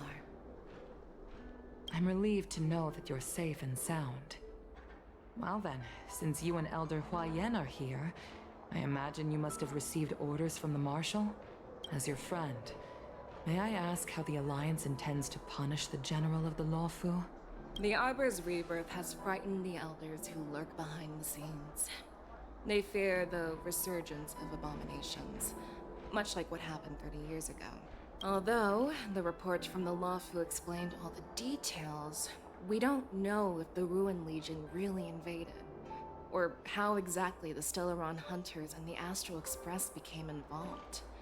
This puzzle has many missing pieces. As you know, the fugitive Jing Liu, who mysteriously disappeared many years ago, has resurfaced. This time, she has brought along an Outworlder and a coffin, claiming to offer the Marshal a method to fight against the Eons. The Lawfu Preceptor has also leveled accusations against Jing Yuan for neglecting the Alliance's principles. She asserts that Jing Yuan enabled the exiled Imbibitor Lunae to re-enter the Lawfu, thereby unlocking the lunarescent depths within Scale Gorge Waterscape, which in turn disrupted the Vidyadhara's dutiful watch over the Ambrosial Arbor. It is for these reasons that I have come here to the Lawfu today. Well, duty calls. Perhaps I shouldn't have mentioned all of this to an uninvolved person, but since we once fought together, I didn't want to keep you in the dark. Perhaps pretending you didn't hear any of this would be for the best. I understand. I'm sorry. I was out of line. I know I shouldn't be defending General Jing Yuan right now, but... well, you know how I am. The Lawfu has enjoyed centuries of stability since the end of the sedition of Imbibitor Lunae, much of which can be attributed to General Jing Yuan's masterful strategizing. Unfortunately, for long-life species, enduring through the ages always culminates in a failure that undoes all previous achievements. A moment that our adversaries relish. That's true. And that's why I'm also here for another purpose. To visit Hulei. Hulei? You mean that Hulei? The Borisin warhead? The same Hulei who has been imprisoned in the Shackling prison for over 7 centuries? The nemesis of the Foxians who will never be forgiven and shall be imprisoned until the end of the cosmos. I can't quite remember the exact wording, but yes, the very same Hulei. Usually, only emissaries from the Xianzhou Yaoqing Skyfaring Commission visit him once every century. Why do you have to visit him now, of all times? The Foxians and the Alliance made a pact to combat the abominations, aiming to achieve justice and free their kin. That werewolf monster is to be forever imprisoned in the dark recesses of the Shackling prison, facing unending retribution. Given the situation on the Lawfu, those on the Yaoqing are concerned about Hulei's imprisonment. I'm afraid that the routine visit every century is no longer sufficient to ease their concerns. That's why I was sent here, to reassure them. It's all bad news. Well, not everything. There might be a silver lining. Oh, by the way, I found some clues about the thing you asked for. Tell me more. The Verdant Knights followed the route you mentioned and discovered the wreckage of the Whistling Flame ship. Unfortunately, there were no survivors and no cargo. However, someone had already been on the scene before we arrived. Our people? Or someone from the IPC? No, neither. Yukong, have you heard of a person named Ron May?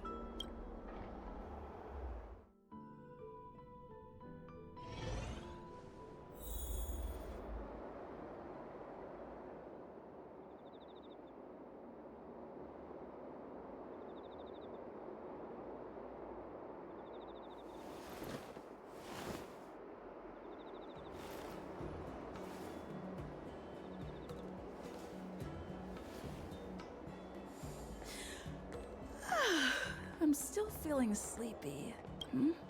Did I oversleep? Where did March and Don Hung go?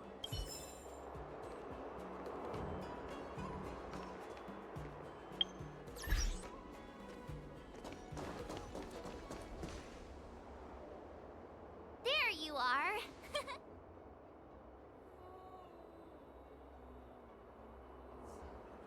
You haven't forgotten about our promise to General Huayan, have you? I woke up especially early so I can start teaching Miss March swordplay. Hey, why are you blushing, Master Yanqing? This is, the first time someone has called me Master.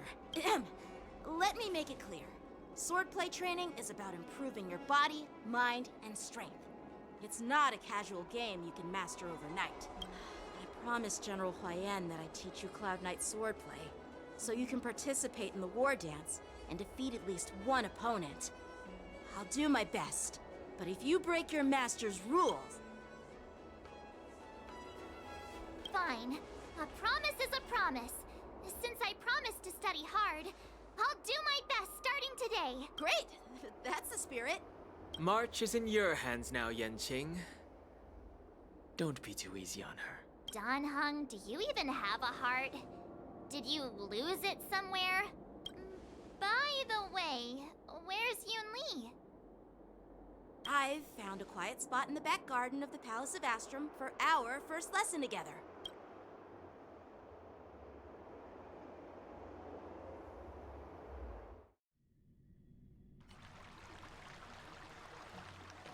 Seriously? It's the first day, and you two are already late? Why is everyone on the Luofu so laid back? So disappointing. Master Yun Li, you're already here. Sorry for keeping you waiting. Oh, wait. Were you trying to teach her in secret? That's sneaky.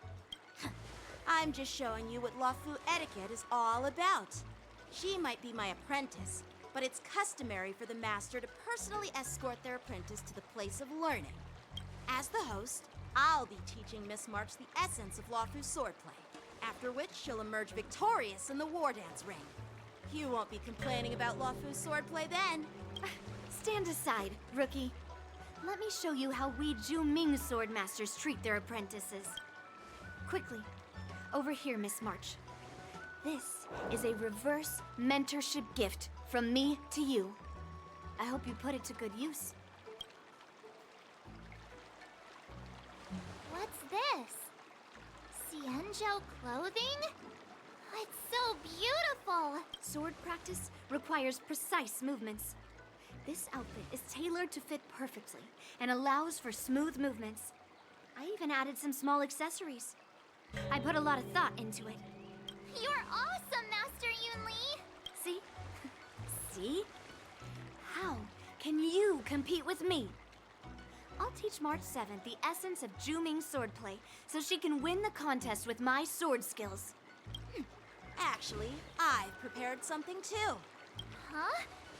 You have a gift for me too, Master Yanqing? Since you want to learn swordplay, Miss March, you'll need suitable weapons. So, I went out of my way to prepare a pair of swords overnight. Unfortunately, I didn't have time to ask the craftsman to customize the swords for you. But I did my best to choose ones that look nice and are suitable for a beginner. I hope you like them, Miss March. Thank you, Master Yanqing! Bet you didn't see that one coming, did you, Yun Li? The real competition is just getting started. I'm so lucky to have two great masters. But why does it feel like things are getting a bit weird?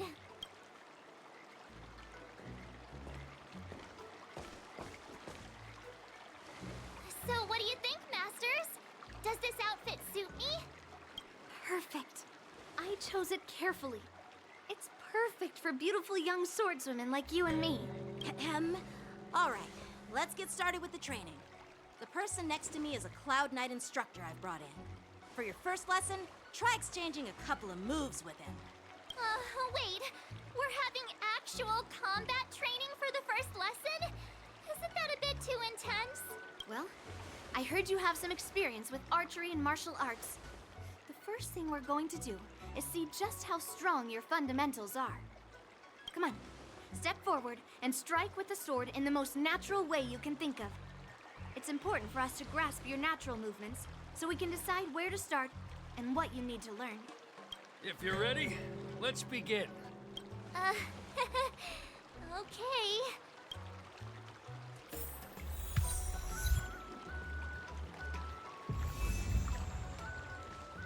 Are you ready? Yeah, I'm ready. But please go easy on me. Then I apologize in advance, Miss March. I could take 10 of you.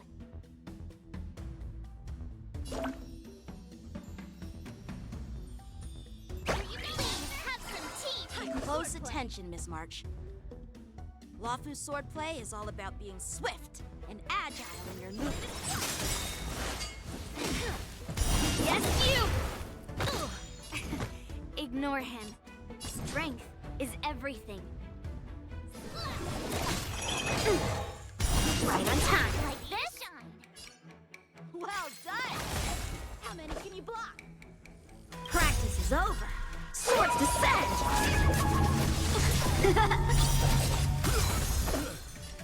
Strike apart!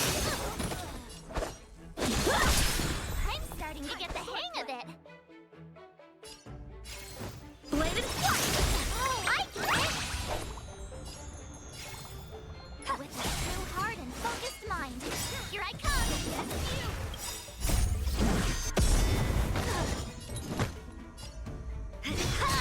Shivering mountains! Right on time.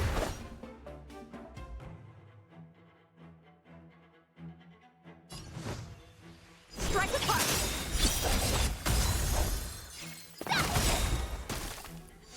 How many can you block? Within the self, not the sword. Oh, I could take 10 of you! Bladed flight! Awesome! You'll make good practice. Time to show you what Azure Dragon, White Tiger, less cards, what? Yes! All right, check out this move. Strike while the iron is hot. Practice is over. Swords descend!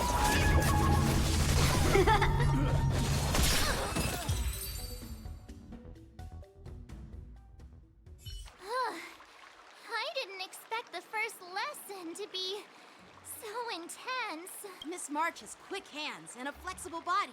She's a perfect fit for practicing Lawfu swordplay. However, she lacks strength, and her strikes were a bit unfocused. But don't worry, it's totally normal for beginners. Once she starts practicing Juming swordplay, she'll make heaps of progress. Given the situation, I believe Miss March should start by working on her strength. Seriously, do you actually know anything about swordplay, or what? I could ask you the same thing.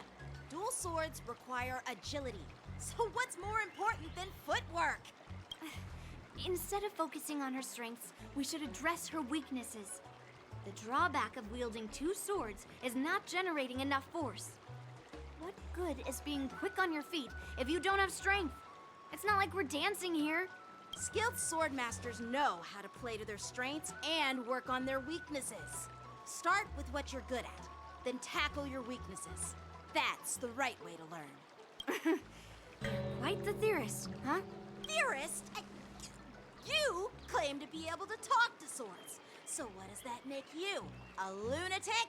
Hey, it's only my first lesson, and you're already arguing. Come on, calm down, masters. I'll have to improve both my footwork and strength anyway, so it doesn't matter which one comes first. But it does matter. Just listen to me, March 7th. Aww.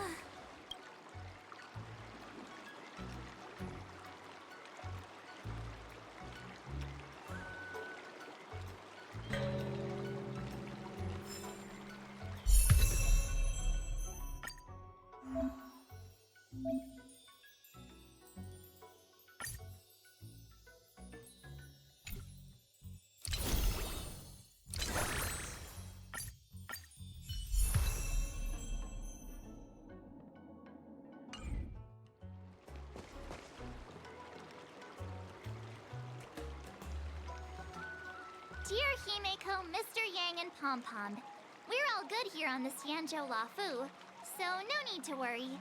By the way, how's your trip going? As for me, I've somehow become the apprentice to 2 Cloud Knight sword masters, and I've been honing my sword skills with their guidance. One of them is Yanqing, the boy we've all met before. The other is Yun Li, the granddaughter of General Huayan from the Xianzhou Juming. Both masters are super strict, giving me a real taste of how hard sword training can be. I tried to drag her into this, but she refused. Then I tried to rope Dan Heng in, but Master Yanqing wouldn't have it. Still, I didn't let the difficulty get to me. In just a few weeks, my sword skills have improved a lot. Both my masters think I have unique talents in swordplay, and are literally fighting each other to teach me their skills. Thanks to their guidance, I've actually made some progress. When I get back to the Express, I'll definitely show off my skills and impress you all. Looking forward to your reply. Yours, March 7th.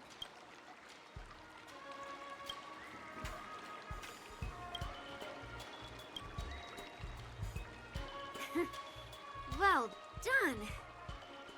Let's call it a day.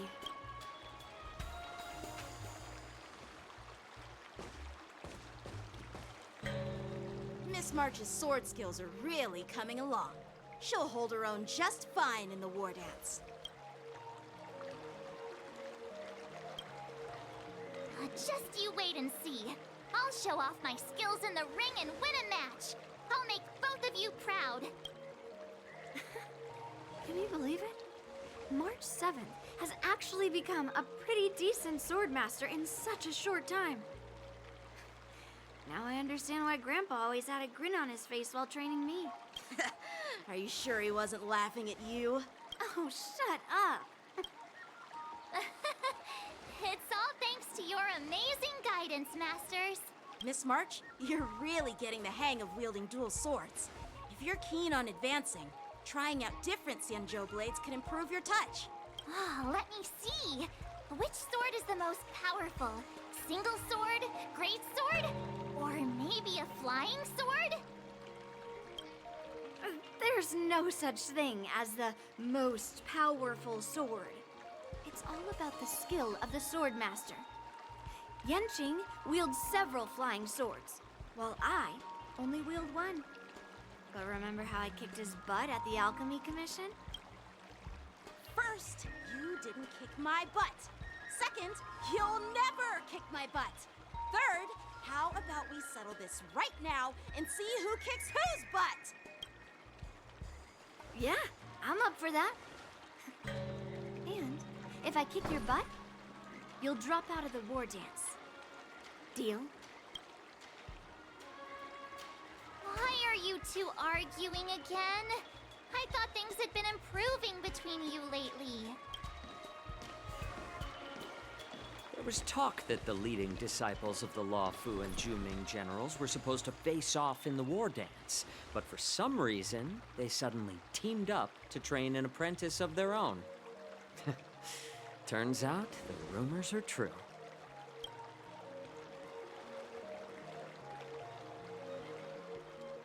Tomorrow is the big day of the war dance. Shouldn't you two be focusing on honing your skills instead of teaching swordplay here?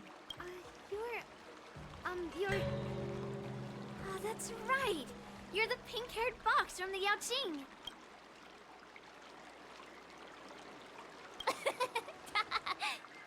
What are you laughing at? You've got pink hair too. I'm Jiaoqiu, the healer working for the general of the Xianzhou Yaoqing. Ah, got it.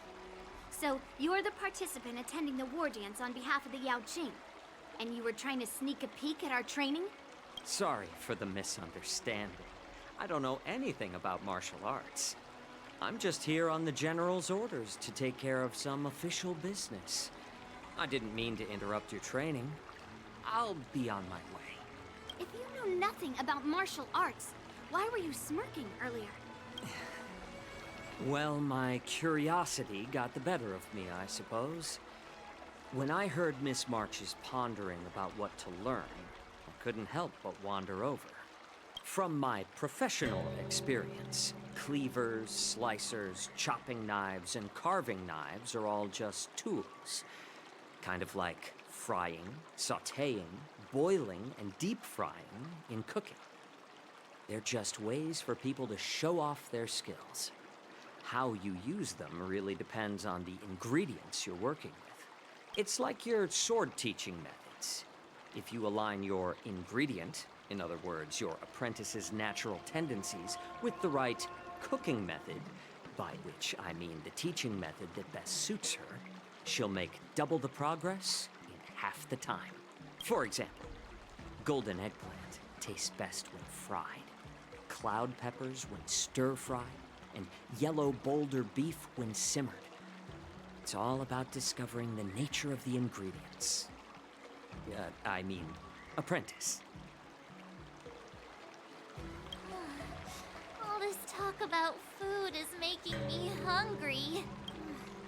Are you a healer? Why are you talking about food?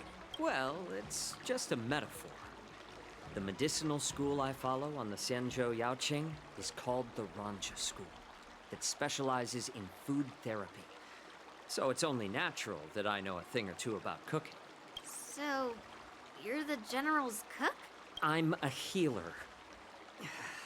But anyway, a cook who isn't interested in health doesn't make for a good advisor. Fine. Call me a cook if you want. Seeing the way you're looking at me, it's obvious you think I'm just some feeble academic who likes to blabber on about martial arts. But, in reality, I know a thing or two about killing. After all, the art of healing inherently encompasses both life and death. Seriously? Trying to save face in front of kids? Ugh. Do you recognize this bottle of medicine in my hand? No. This is called tumble dust, an extract from an exotic flower named Yabra. Ugh, is it poison? Well, it depends on how it's used. With just one drop, it's able to numb a patient's body during surgery, making them painless throughout the entire process. However, increase the dose or the potency, and it'll slow the metabolism, making the blood thin and resulting in the loss of all senses. Even long-life species cannot escape its effects. This thing can save lives or take them. It's more powerful than the swords in your hands. That may be so, but still, I prefer settling things with a sword than, you know. Huh. Looks like I did get you all wrong. You're not a feeble scholar, but a sinister and despicable one. Hey, why the insults all of a sudden? I'm just sharing some medical knowledge here, not persuading you to poison anyone. Seems like you get real excited when talking about poison. I can't tell if that's an honorable thing or sinister.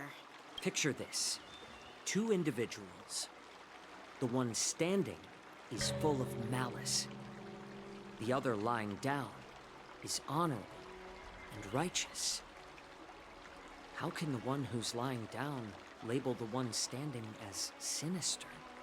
In the throes of combat, where life and death hinge on a singular moment, every idea fades into nothingness. The only thing that matters is staying alive. Surviving the battlefield reshapes all notions of worth, be it integrity or treachery. In my eyes, their significance is negligible. Perhaps you've underestimated Yunli and me, Mr. Jiaoqiu. We may be young, but we've seen our fair share of war. Well, then you should know that the war dance is nothing more than a contest. So why are you so focused on it? When I was appointed as the ringmaster for the war dance, I asked the general, we Cloud Knights are supposed to charge into the fray and slay enemies.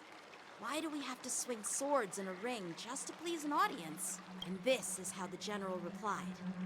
To unsheath your sword in a ring is no different than on the battlefield. As your sword reveals the might of all Cloud Knights, the war dance is the perfect chance to showcase martial virtue and forge alliances from all over the cosmos.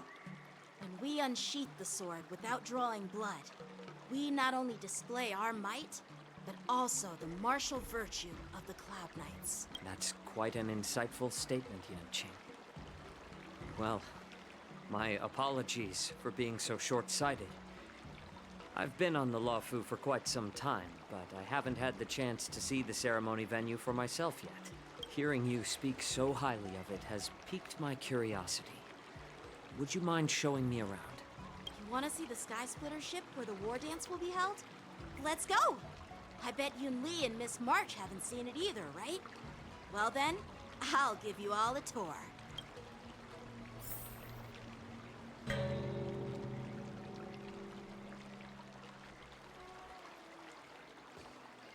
Let's go. I'll give you a tour of the Sky Splitter.